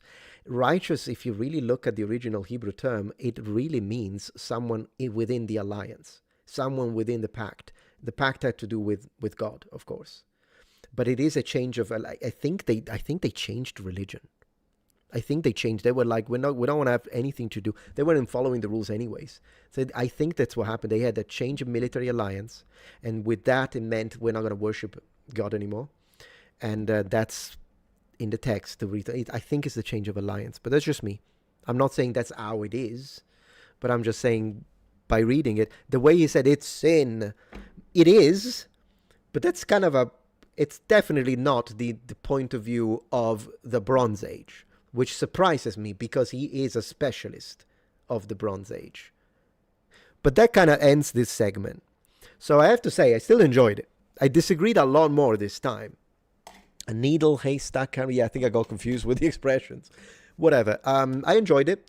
The first 50 minutes that we did the other day were fascinating to me. I basically agreed with almost everything. These second, how many minutes we did? Half an hour? I have to say there were a lot of points of disagreement, but I still enjoyed it. And I hope that you did too. I thought it was a fantastic guess. And as usual, Lex's questions and comments were on point. Very nice. Game time. Game time, my friends. It is game time. So let me see what we've got. So there are a couple of games that I have in mind. Man, I almost closed the YouTube thing. I almost closed it. That's how good of a professional I am. All right, let me open Steam. It is game time, my friends. My gosh, I have so many things open. Just close everything. Close everything.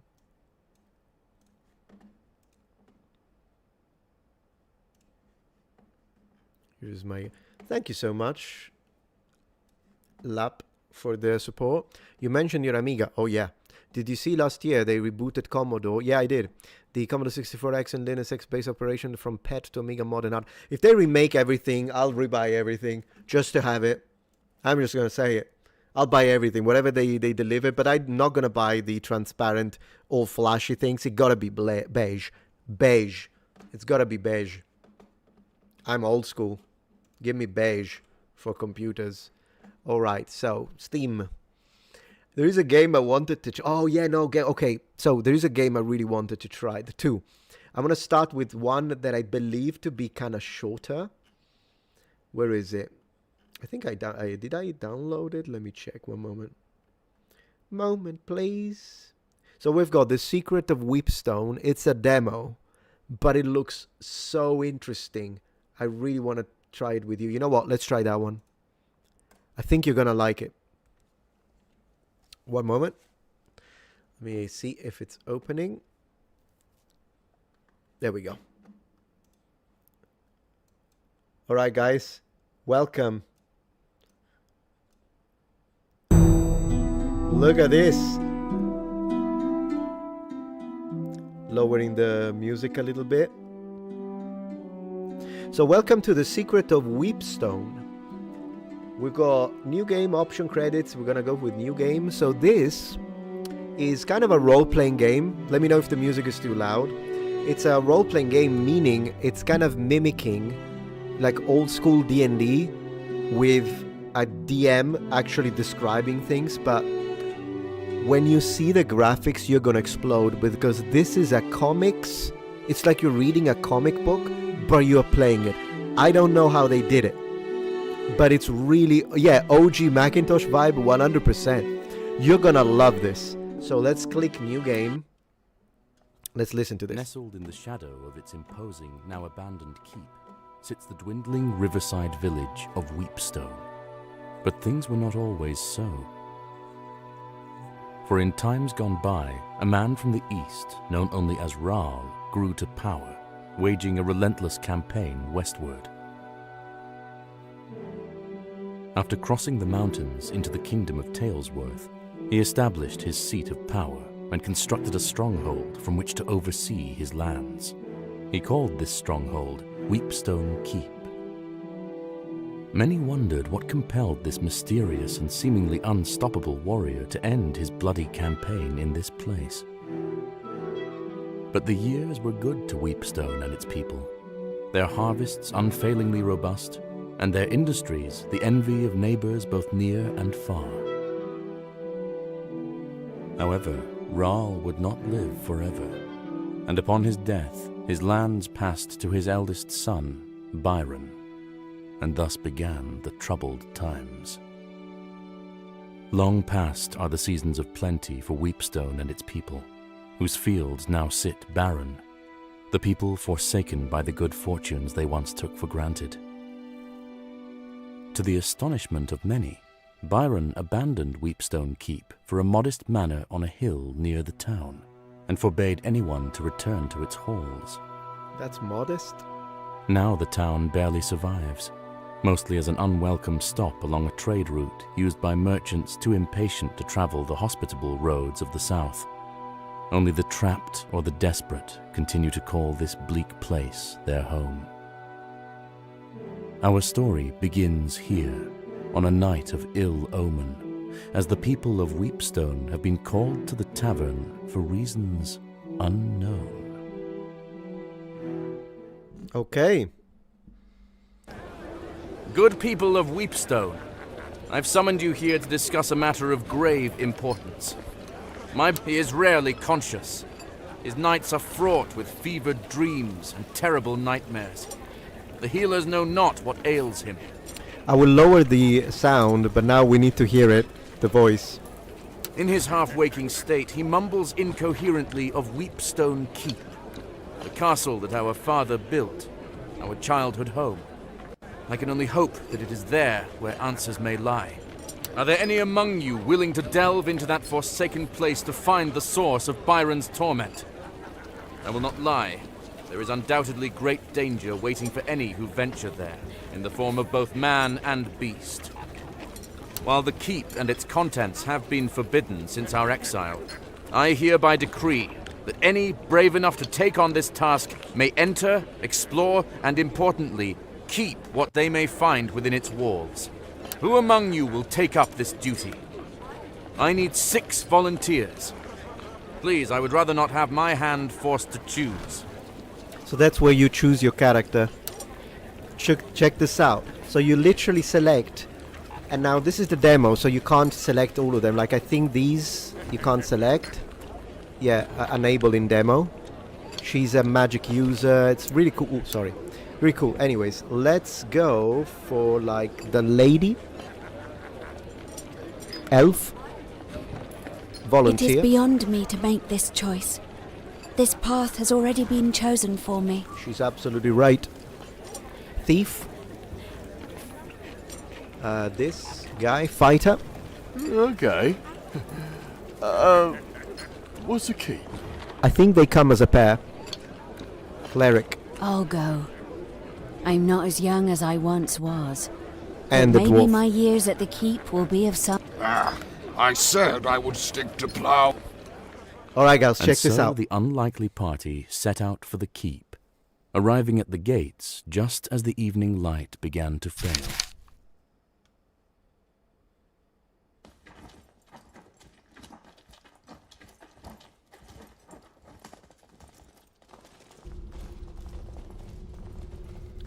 We are literally inside a comic. I love it.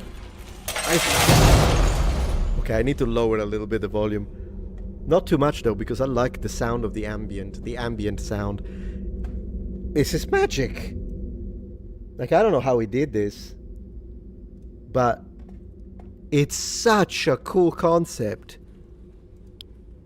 And that's the, you are like inside, basically the, you know when they draw inside D&D manuals, old school, and it was in black and white? Even the way the shadows, they're drawn and they change. You see? I freaking love this. I love this. Secret of Weepstone is called. Like, I get close to the torch, I can hear it. Let's explore, guys. And by the way, I haven't tried it. I just saw the beginning and left because I wanted to play with you. What's this? Lion's Scepter. Metal Scepter that cools the mind of... Okay, pick up. And let's give it to the dwarf, because I think the dwarf is sturdy. I think do I need to use it to the statue? One can only assume the formidable visage on this statue is Rahl himself. There seems to be something missing from this statue's hand, as though it's meant to grip an object. And you have the DM describing things to you. Use item and give him this. Ha! The scepter snaps into place with a satisfying click. What a mind. Pull the arm. Oh, you need to roll for it. What is it? Wisdom test? Okay, ability tests are based on a character attitude. Okay, let's try it. Sometimes a roll is done in private by the dungeon master, so the player will not know if they succeed. My gosh. Click. Failed, come on. I took 1 damage. Oh, what a muppet. Oh, it still worked though. Well, what is this? Healing potion. Pick up. And I'm gonna give it... Yeah, let's give it to the dwarf. Lovely. Okay. Alright. So here there's nothing, alright. So we could go the door on the right and the door on the left. I'm gonna start. I'm in love with this already. Yeah, you're sold because the dice roll's the same. This is like tabletop, but inside... Oh, wait. M from map. And he's drawing the map as I move. Like we used to do back in the day. This is so cool. I know, I love it. Alright, let's continue. Let's continue, guys. We can... Oh, no. I'm gonna go this way. Let's have a look at that. Okay. Spartan beds and matching foot chests hint at this room's use as a barrack of some kind. The ravages of looters and time have been unkind, leaving it in shambles. A makeshift structure built from bed frames dominates the rear of the chamber. I think taco to hit armor class 0 is probably what it's used. Yeah, most likely. This is that old in the style. All right. So what have we got here? Oh, I love this. I love to see that. I love the look of that. Pick up 1d6 damage, brutal spiked club. All right. Yeah, we will give this to who's the warrior? Is he the warrior? I guess. Give it to him. Okay. What does he have? Teddy bear? What on earth? And 1d6? What? Come on. What on earth is that? Let me see what else they have. She's got a sword. She's got a sling. And he's got, wow, meat cleaver. I'll take it. Rusty spear. 1d6 -1. Well, I'll give it to him because this way maybe he can attack from this rank, you know. You even have the alignment. Man, I love it. Okay, what's in here? We'll take another sling. And we'll give it to him. Okay.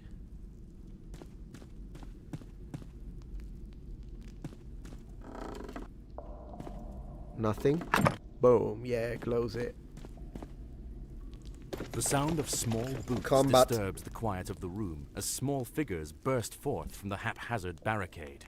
They brandish crude weapons and seem particularly intent on defending their hideout. Okay, it's the goblins. Let's do it. First, we will roll initiative. Yeah, let's roll initiative. Let's go. Oh, look at the dice. We won. Okay, so 3 rows. Front, middle, and back. Front attacks the enemy directly. 2 rows away with ranged. Okay. Click your melee weapon.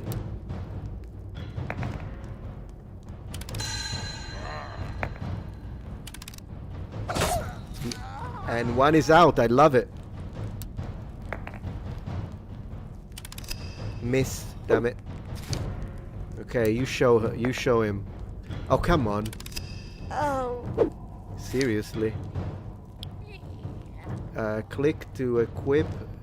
Access. Use. Equip. Okay. Yeah, give him this. So we can shoot. Fine. And spear. Okay, that's a hit. 1 damage. I don't know what it is, guys. I don't know what it is. I'm kind of unlucky here. 17. There you go. Nice. Yeah, it is explaining armor class. Okay. Are they attacking me?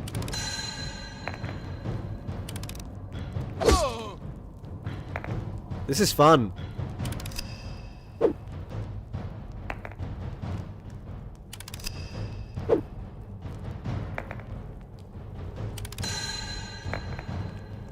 Zero damage. I can take that.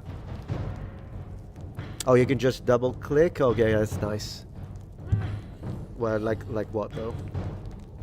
Like this? Yeah, cool. And that's 1 dead goblin. Muppet. This guy is missing every time. Okay, the scroll, magic users and elves. Alright.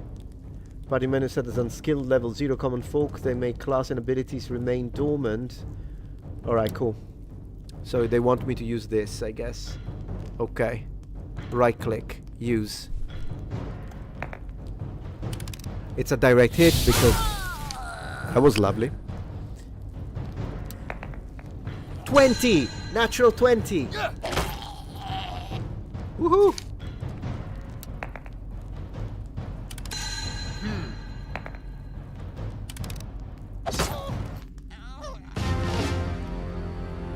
Gold, gold. You got it on your wish list? Yeah, no, I can see that. This is great. Maybe for combat I'll have to reduce a little bit the music, but... hey, what's that? What's this? I A opened grinding something. noise, followed by the sound of metal scraping on stone, echoes from deep within the keep. Okay. Alright. So we did something nice. What's their treasure? +1 dagger, pick up. Let's give it to +1 dagger. What is she wearing? Short sword? Nah. Short sword is better. Give it to... I don't know, because they're in the second row. Well, I guess I'll give it to her, because +1, the minimum damage will be higher, I suppose. Yeah, let's try. Let's try. Let's give it a try. Let's give it a try. Okay, cool. Let's go. I'm not gonna equip my teddy bear. I refuse to use the teddy bear. I might equip it later, but for now, let me see. This door is wedged shut by the damp and refuses to open, despite your best efforts. Sounds good. Ooh, you can hack it down, barrel into it, strength, do nothing. Oh, that's so fun that you can do that. I'm gonna try. 25% chance is pretty bad. I could try it though. I'm trying it. When interacting with objects, you can change which character is doing it. Try changing which character is active in the party menu. Right. How do I do that? Like this? Some characters are better at changing. Yeah, of course. So he has 25, 25, 25, 20, 20, 20. Well, I'll have the dwarf do it anyways.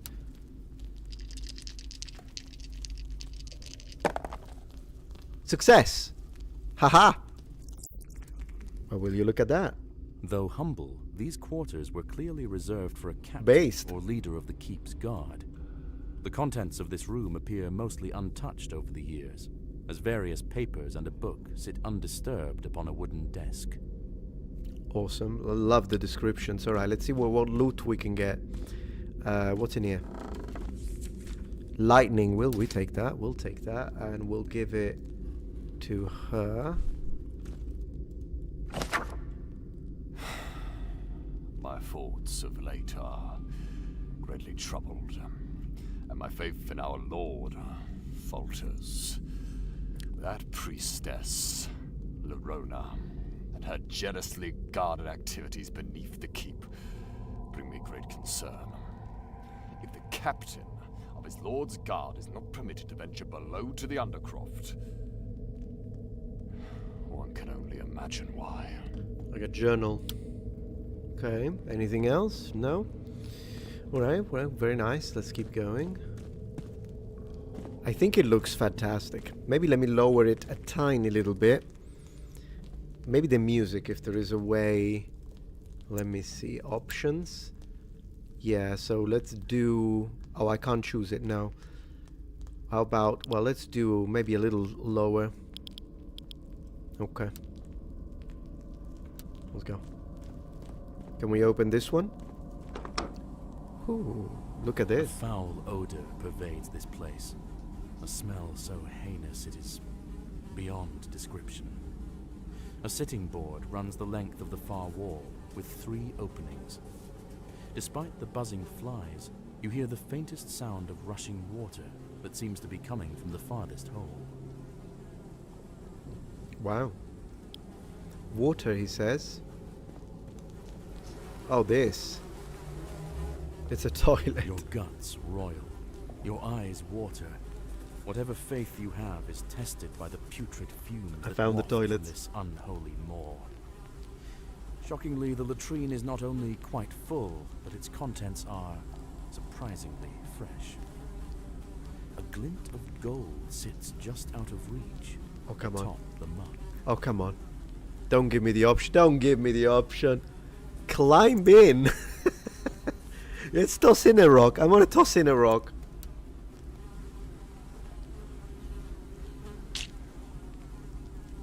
Now what? I'm gonna do it again.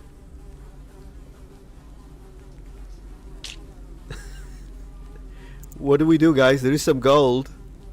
There is some gold, guys. What do we do? I'm just gonna do it. I'm gonna climb in. Gold is gold. You know what I mean? Oh, goodness gracious. sift blindly through horrors within, and to your surprise, you retrieve what feels like a ring. GG? Am I right? You emerge from the hole, smelling foul and feeling quite ill. Let us see if you are poisoned. Oh, I need to roll. Oh, it... Let's just say that you're poisoned. Oh, come on. Oh. Well, whatever. It was worth it, guys. Heals the wearer for 1d8, 1d4 HP when combat ends. Love it. Well, let's give it to the lady. She's the one that did it. Alright. Although then again, doesn't... No. You know what? Change my mind. How do I go into inventory? No, sorry, lady. I'm gonna give it to to him because he's being battered. There we go. Alright, so what else? Oh, no. No more toilets. As you approach the middle latrine, you are blasted by an odor beyond words. You have Choose to back away, so that's the only one you can interact with, right? Yeah. Okay, cool. Well, that was a ring, guys. We definitely earned it. I'm gonna put it that way. Okay, so we explored... Such a good game. We explored this section. Now we need to continue this way, and then we go back to the other. This is massive. There's a lot to explore. This door is not locked, but it refuses all attempts to open it. Magical. Magical. Let's listen. No discernible sounds come from beyond the door. Break it down. You attack the door, but fail to cause any significant damage. Okay. We'll have to open it some other way. Let's see that one over there. Alright then. I'll do it. I'll give him the bear. We'll see if it's what is it? Melee close, so I'm not gonna use it. I can't use it, guys. I tried, but I couldn't use it because he's not in the front row for now. If one of my main guys in the front gets wounded and I can't heal them, I'll swap and we'll use the teddy bear. How about that? Ooh. This Oh, wow. stately but smaller hall seems to have served as a gallery of sorts. Crumbled detritus of carved busts and toppled plinths lie in shambles across the floor. The only remnants that hint at the original grandeur of this place are the large tapestries that still hang on the opposing walls, dominating the space. Is it pronounced tapestries? I thought it was tapestry. Maybe I'm wrong. I mean, I'm not the native. Let me have a look at this. This is incredible. Look at that. Wow. Hoo-hoo. Eastern mural. Let's check it out. Depicted in the mural that spans the length of this side of the hall is the silhouette of a man standing in front of what looks like a calm pool of water. Though at first it appears to be merely a pool in a cavern, the exacting geometric carvings that decorate the hewn stone walls are of unsettling design. Either pronunciation works for tapestry. Oh, good to know. A bit like data and data, maybe. Before you spans a great mural dominating the entire stretch of wall. A man, most likely Rahl himself, sits astride his great warhorse. He brandishes an outstretched sword at the body of a fallen foe, flanked by his imposing host. Beautiful English. Stride. I love it, yeah. Wow. Okay, so beautiful room, but not much to pick up in here. No combat in this area. Look at that. How do I exit? So I came from there, and it's connecting to this. Let me just make sure that I'm not missing or skipping any sections. I want to be thorough here. What is that? Portcullis. The party lifts with their combined might, but can do little to move the steel portcullis. There must be another way. There must be another way. I thought I did. You remember that we pushed a lever. Maybe we need another one. Because I would have thought that that's precisely the type of thing that I would be opening. This door is not locked. Okay, so yeah, this is the one before. Alright, so we did, I think this. Great. Let's go on the other side. Man, what a concept! What an idea! This guy, whoever the developer is, I don't even know how he achieved this. Do you think is some form of, because clearly the game is 3D, but it looks 2D, but you can move in a 3D way. So is this some form of cell shading, and then the black and white and the correct texturing created this effect? Because he pulled it off fantastically. Particularly the shadows. The smith's quarters are Spartan and humble, but must have once been a comfortable respite from the heat and ringing of the forge after a long day's labours. Okay. I also like the music. The special effects, the sounds. Key mold, a small hardened clay mold, carefully shaped to cast a metal key. Pick it up. Let's give it to him, since he's a smith, right? Cook. No, he's a cook. Whatever. What's this? Yo, I'm a daft blasted idiot.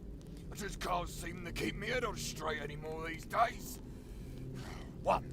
Forge the armory key for the 3rd time this year. 2. Finish up Larona's set of fancy daggers. 3.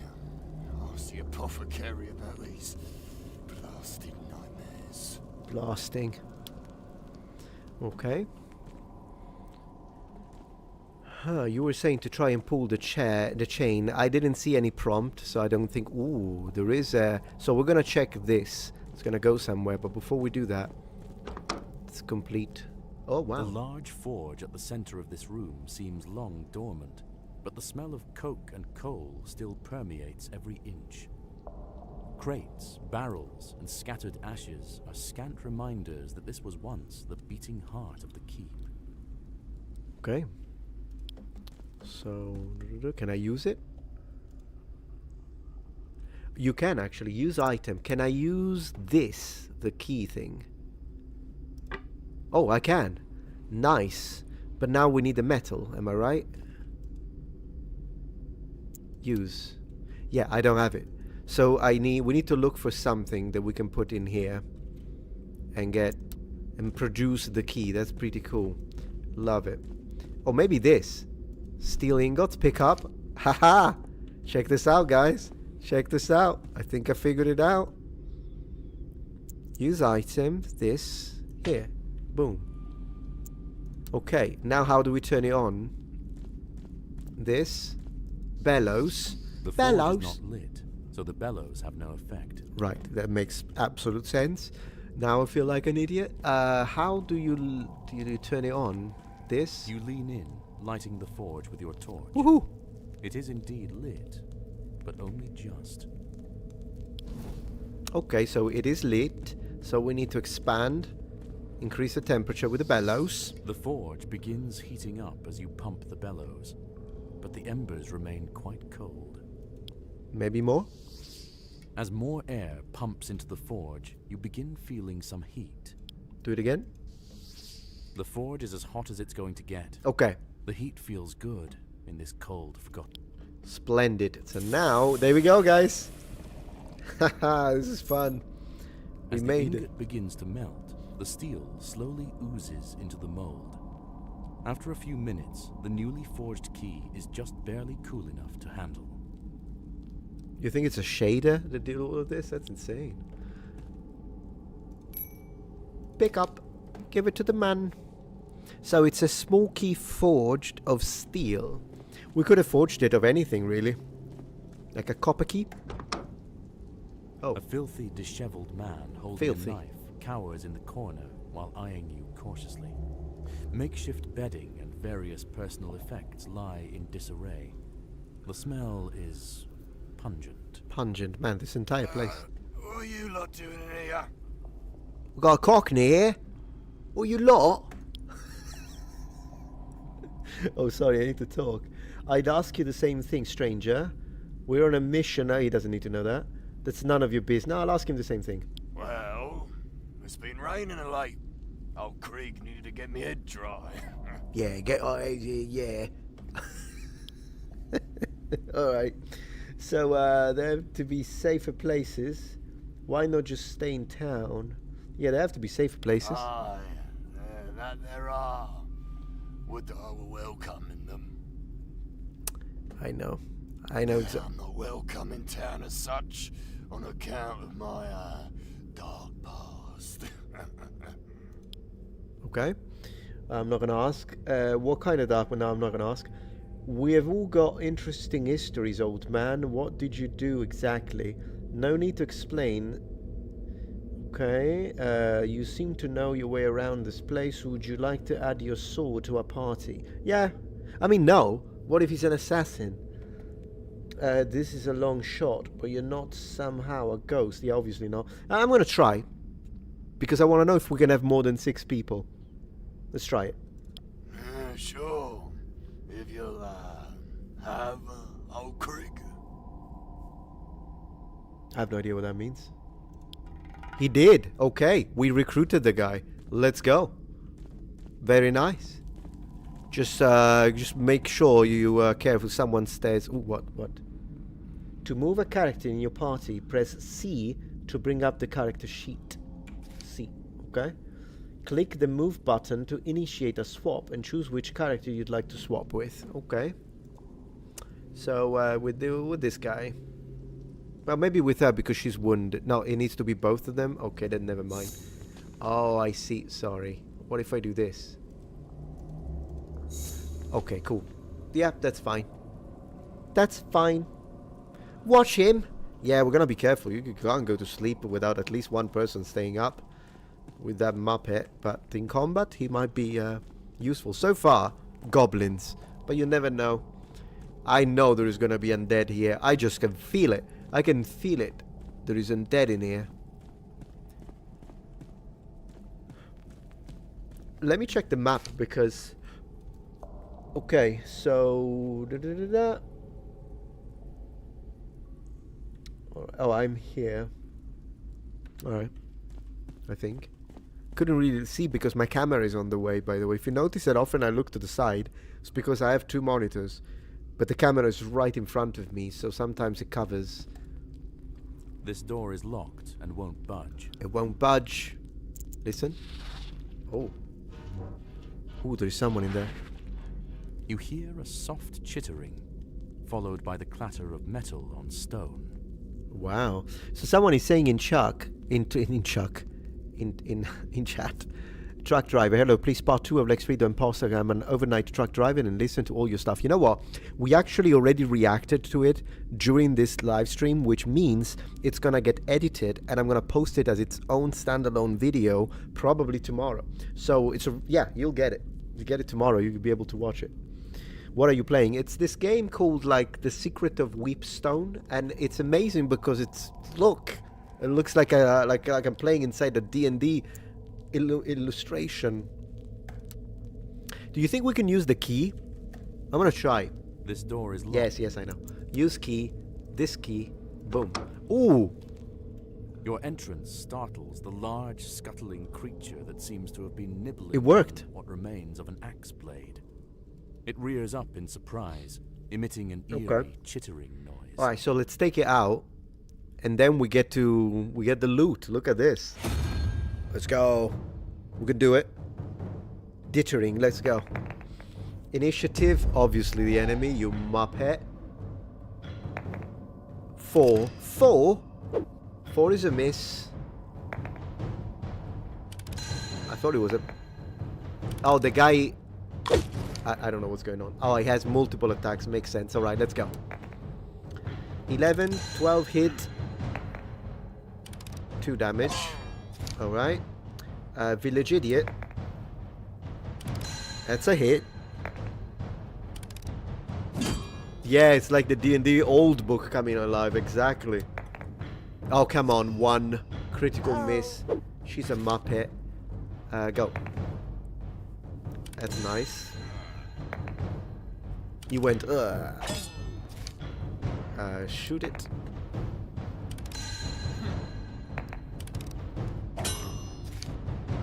Out of range with this guy, but does he have... let me see. What is this again? Scroll of Lightning. I don't know if this... No, it's badly hurt. I think we're good. How does he have the teddy bear? Did he steal it? I don't know. We'll figure it out. Out of range. Alright, so what do I do? Pass. And she can shoot. Or not. Armor class 12. Okay. That's a hit. Damn it. Oh, 0. Good. We're locked out. We're locked out. I might use the scroll, but just if we need it. Right now, we don't really need it. We're killing it. You never know. We run into, like, skeletons or something like that. Kill it. Kill it. Take... Oh, that's nice. 6 damage. I think it's dead. 15 gold. Nice. GG. Loved it. The earthy smell of rusting metal and leather gone to rot fill this chamber that clearly once served as an armory. Yeah. Mouldering armor and rusting weapons sit in chaotic piles, strewn without care and long forgotten. Kind of looks like my armory. I do have a room dedicated. I'll have to film it for you guys. Alright, so what we got a lot of stuff. So what is this? Small shield. Pick it up. Give it to this idiot that keeps getting hit. Armor class 11. Nice. What else? Another. This is a buckler. Pick it up and give it to the dwarf. We go armor class 12, 13. Yeah. Yeah, it is old school. When armor... oh, no, wait. It's not as old school as I remember because armor class used to go down in the really, really old one. So this is closer to the new one when it comes to that. We already have a Morning Star, but we could sell it. Is it better than this? D4, D6. Yeah. Okay. What is this? Spear. Pick it up. We're gonna give it... Can we give it to him? No. I don't want to give it to him. I don't know what happened. These weapons have been corroded beyond use Okay, by the it's iron fine. belly's fetid bile. That's fine. So what happened with the spear? Who did I give it to? Let me see. I wanted to give it to him, but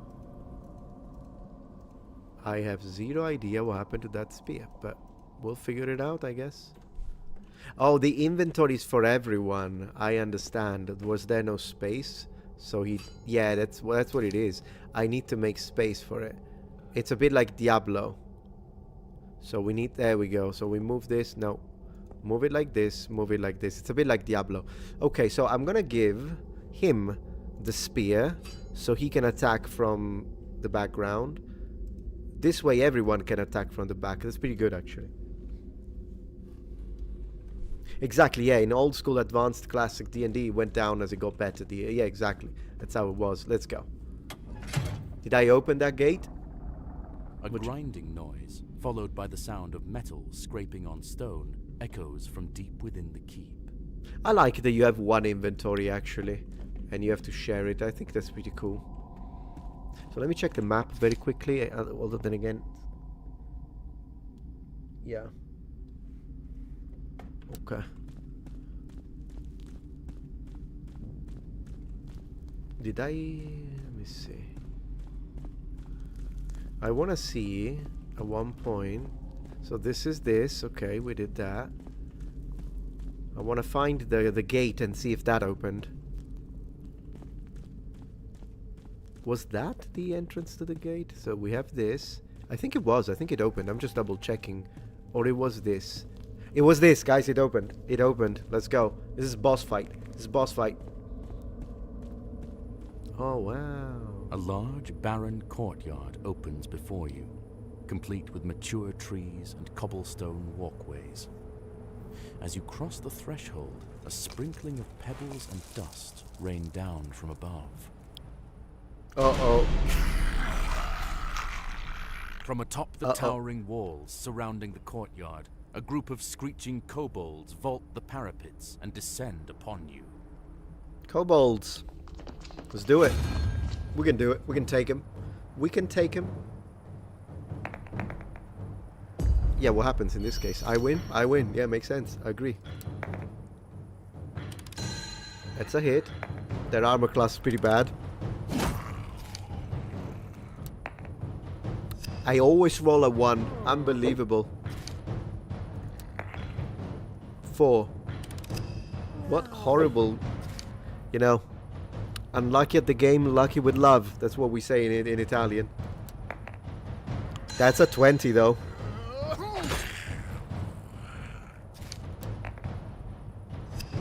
Unbelievable.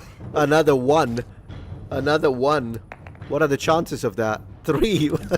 What on earth? It's part of the game. It's fine. 15. Finally. Okay, let's see. They missed. Splendid. Oh gosh, a 20. Ooh, that's bad. Ooh, that's bad. Okay, take him out. How do I always roll 3 and 1? It's beyond me. Thank you. Well, 1 and 3. There you go. You see? I think this one is dead. Alright, we got 2 left. Man, their armor class must really suck if I hit them on a what? On a 9? Seriously.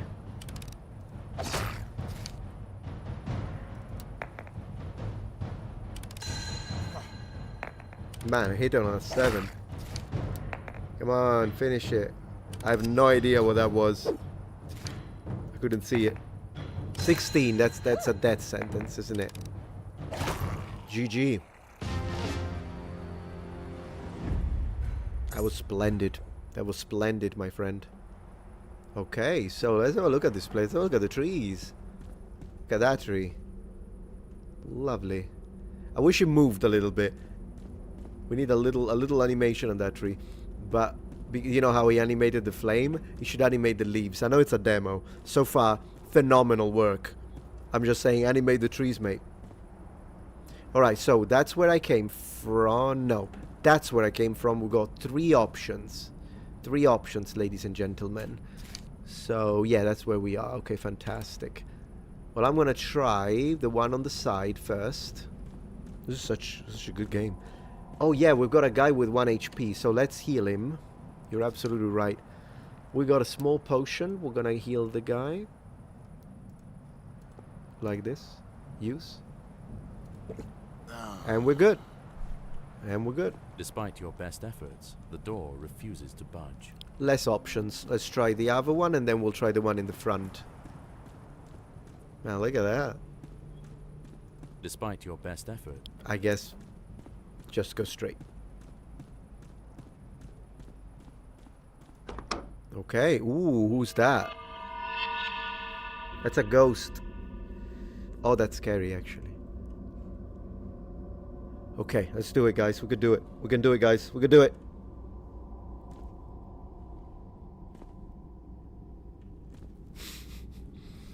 I'm, you know, being careful. You there? Who are you that dares enter this sacred place? Sacred is a matter of opinion. Okay, so we come on behalf of the Lord. Yeah, we come on behalf of... Truly, I'm surprised the ignorant fool still lives. I would see you clearer. It would be rude to not introduce myself to guests. I am Laronia, the ever-faithful. So she's not a ghost. You say you've come on behalf of Byron. How does he fare? Still a craven, I presume? No, just a Muppet. He's fallen, plagued by troubled dreams. Speak of him familiarly. Yeah, this one. How tragic. Maybe he'll pull through. She's lovely. You crack me up, Stefan. Yeah, there is no time for this. I know of ways to end his suffering. Oh yeah? Let me show you. She's using this. She's using this. It's usually this. It's usually this. When women are like... Oh gosh, I knew it, guys. I knew it. There was gonna be skeletons. Let's go. Let's go. Let's do it. Me first. Me first. All right. Let's take this one out in the middle. Unbelievable. I was saying, Let's take the one out in the middle. I'm glad we don't lose the weapon, by the way, with our natural one. I never heard a skeleton scream like that. Alright, she's out of range. Maybe I can shoot her, by the way. She's still out of range for spears, alright.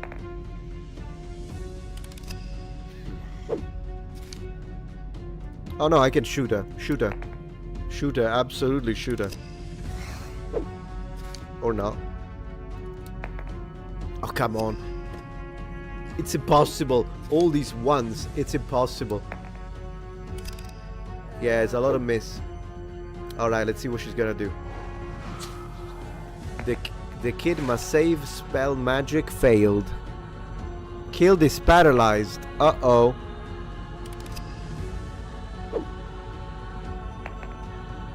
Haha, one, Muppet. Alright, well, we need to do something about this. So, character, can I do something for the... No? Maybe not. Not in combat.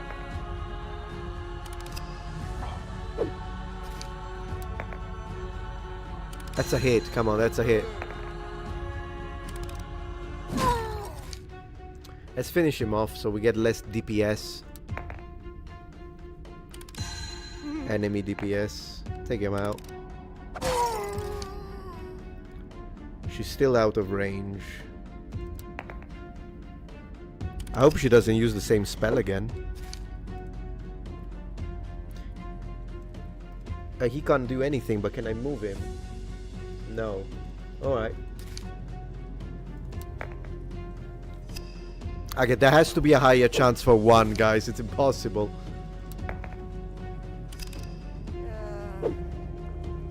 She's passing. Appreciate that.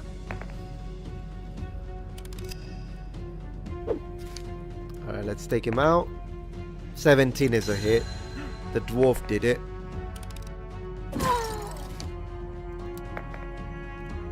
Okay. Now it's me and you.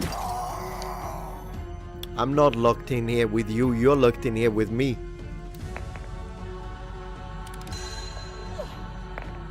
Case in point. 6 damage. That was good.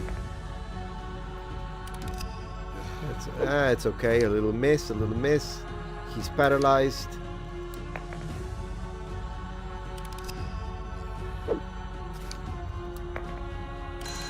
Oh, nice.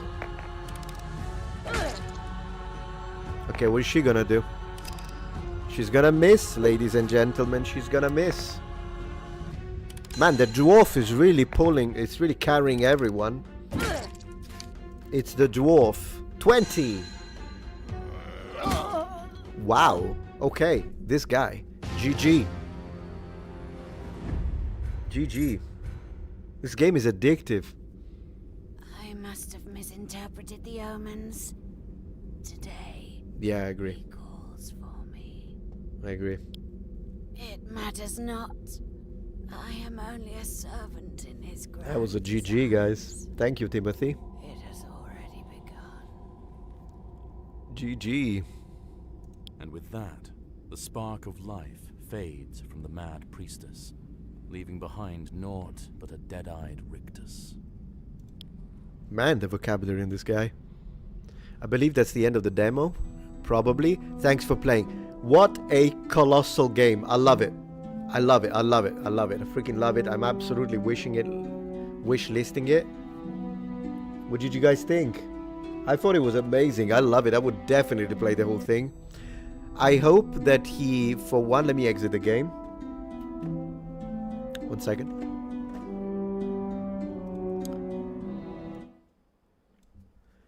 I can fix her, you say. Yeah, no, I love the art style is the thing that is really drawing me in.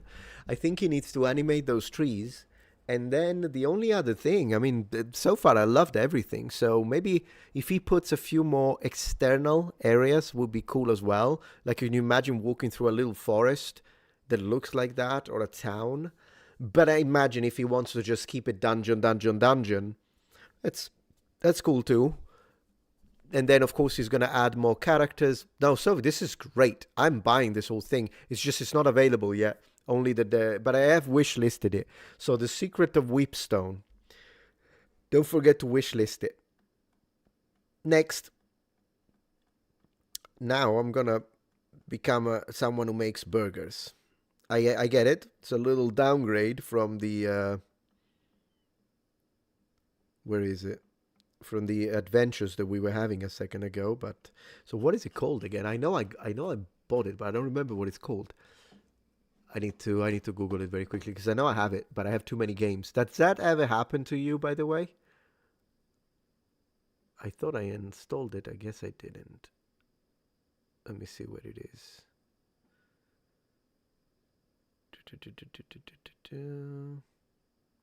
I think it's probably faster if I just...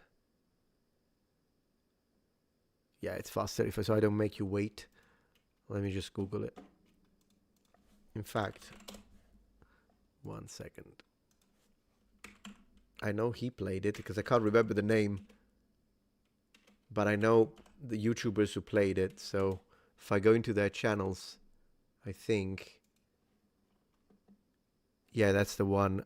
It's a Kiosk is the game. I think it's called Kiosk. Let me see if it's true. Where is the K? I'm an Italian. I don't know where the K is. Okay. K. Okay. I thought I got it. Did I not get it? Kiosk. I thought I did get it. Well, I'm going to get it now. I'm going to download it as we speak. Yeah, let's do that. I'm going to store. That game was impressive, though. Kiosk. $3.39. Very positive. Add to cart. Buy kiosk. View my cart. And continue to payment. I'm going to keep my payment information outside of... let me just click very quickly. Got it. Purchase. Install content. These games are very small, so it's going to take... It's 300 megabytes. So, install. Let's go. It's installing, guys. It's installing. It's fun. Yeah. I'm going to play. I'm going to be like... I'm going to give it an Italian spin to it. I'm going to give it an Italian spin. You know what? I can get a drink while I wait for this. So I'll be right back with a drink. Don't mistreat the chair, as you always do for whatever reason. And I'll be right back. Drink time.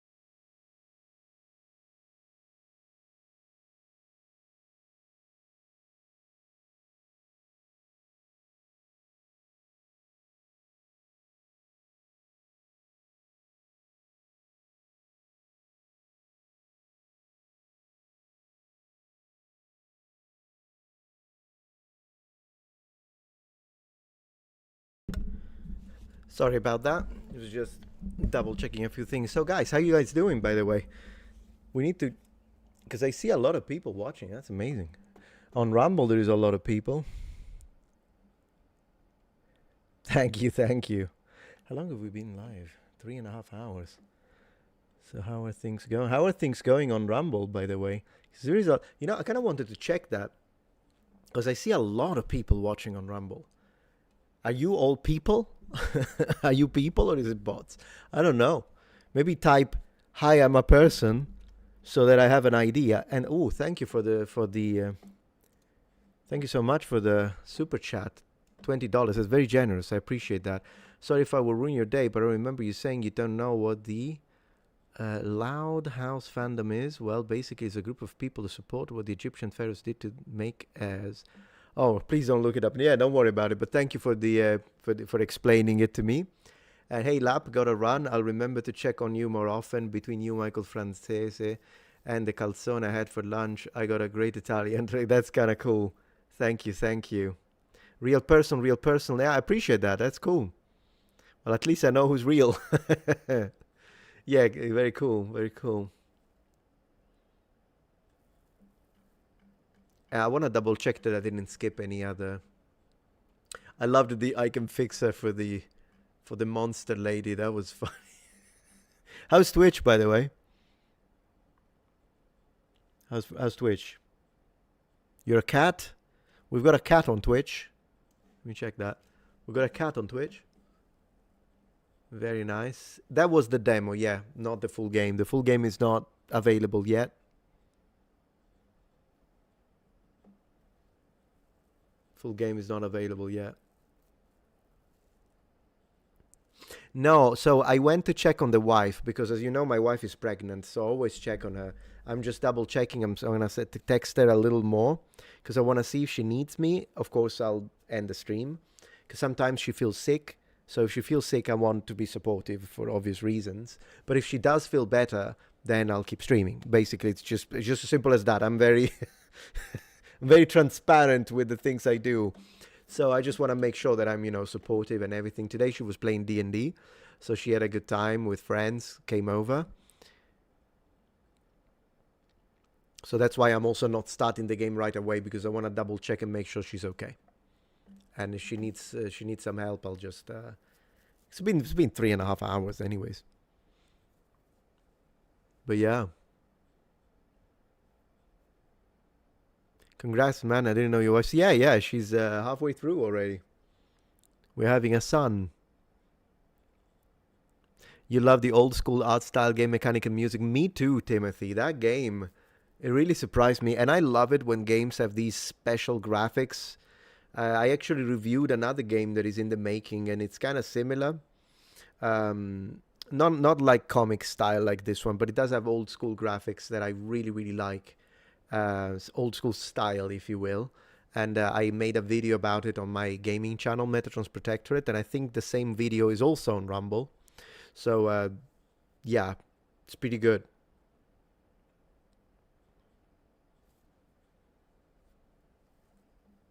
Everything is good right there. Very nice.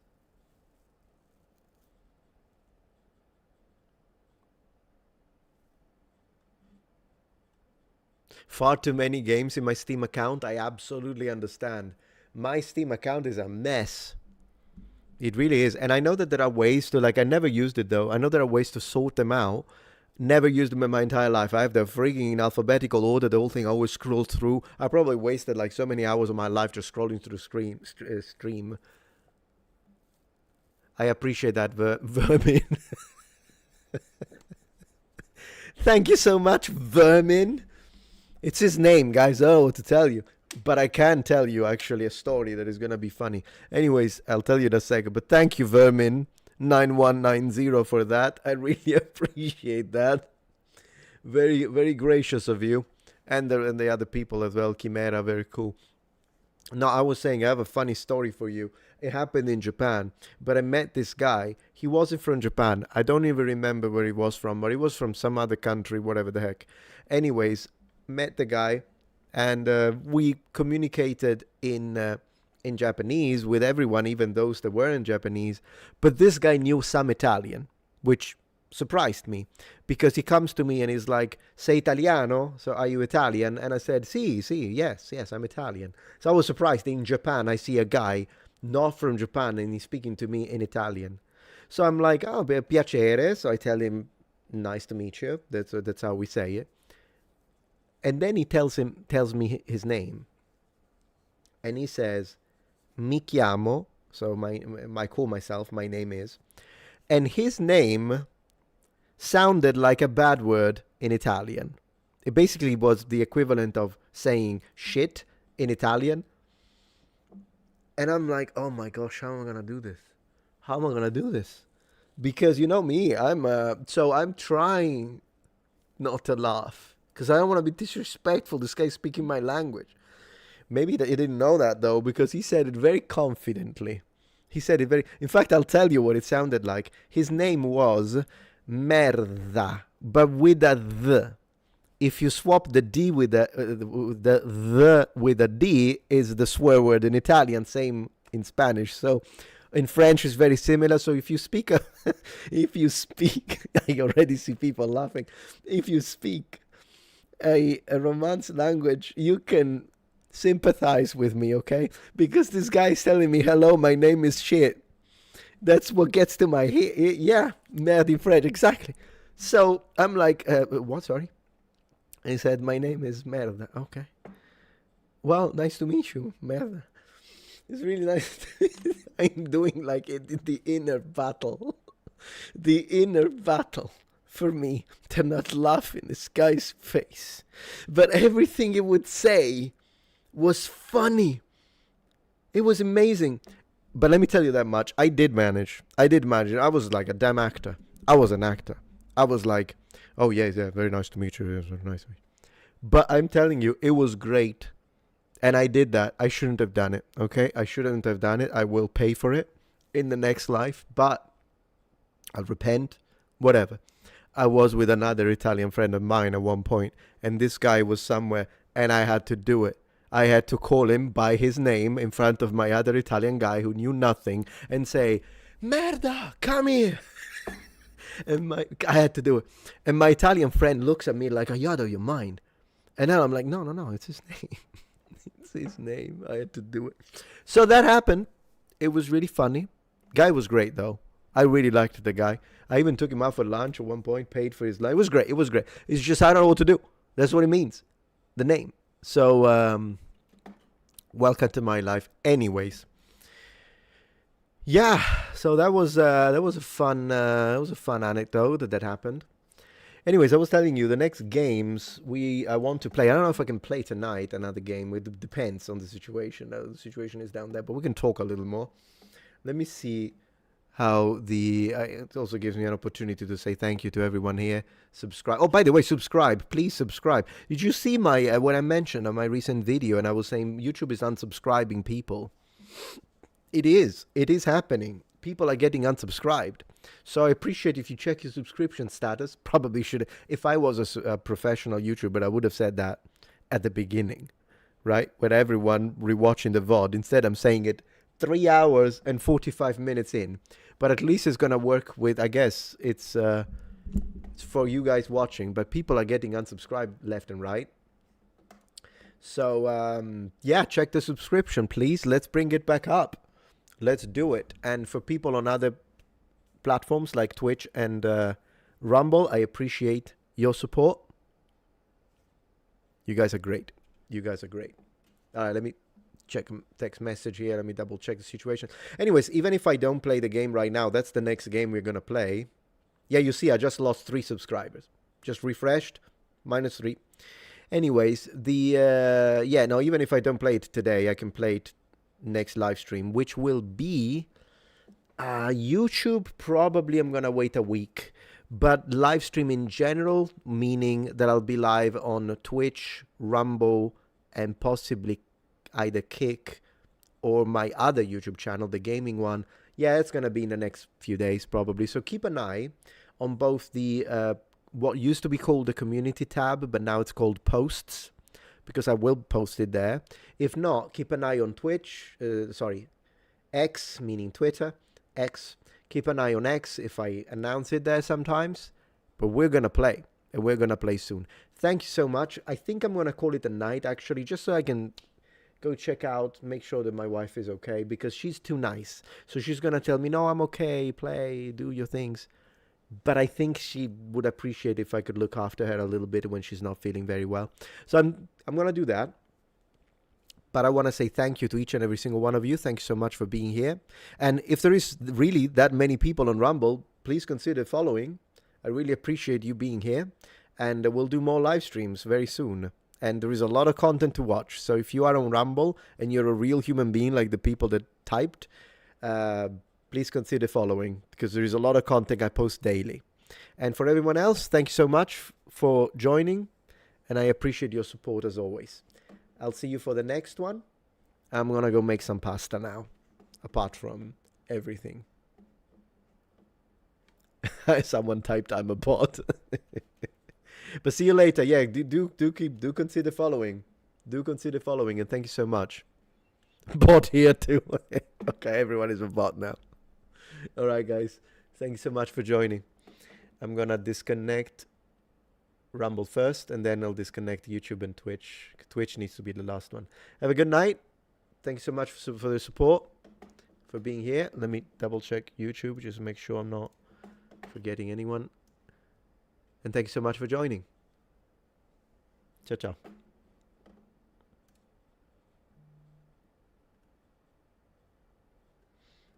Okay, we disconnected that. We disconnect this.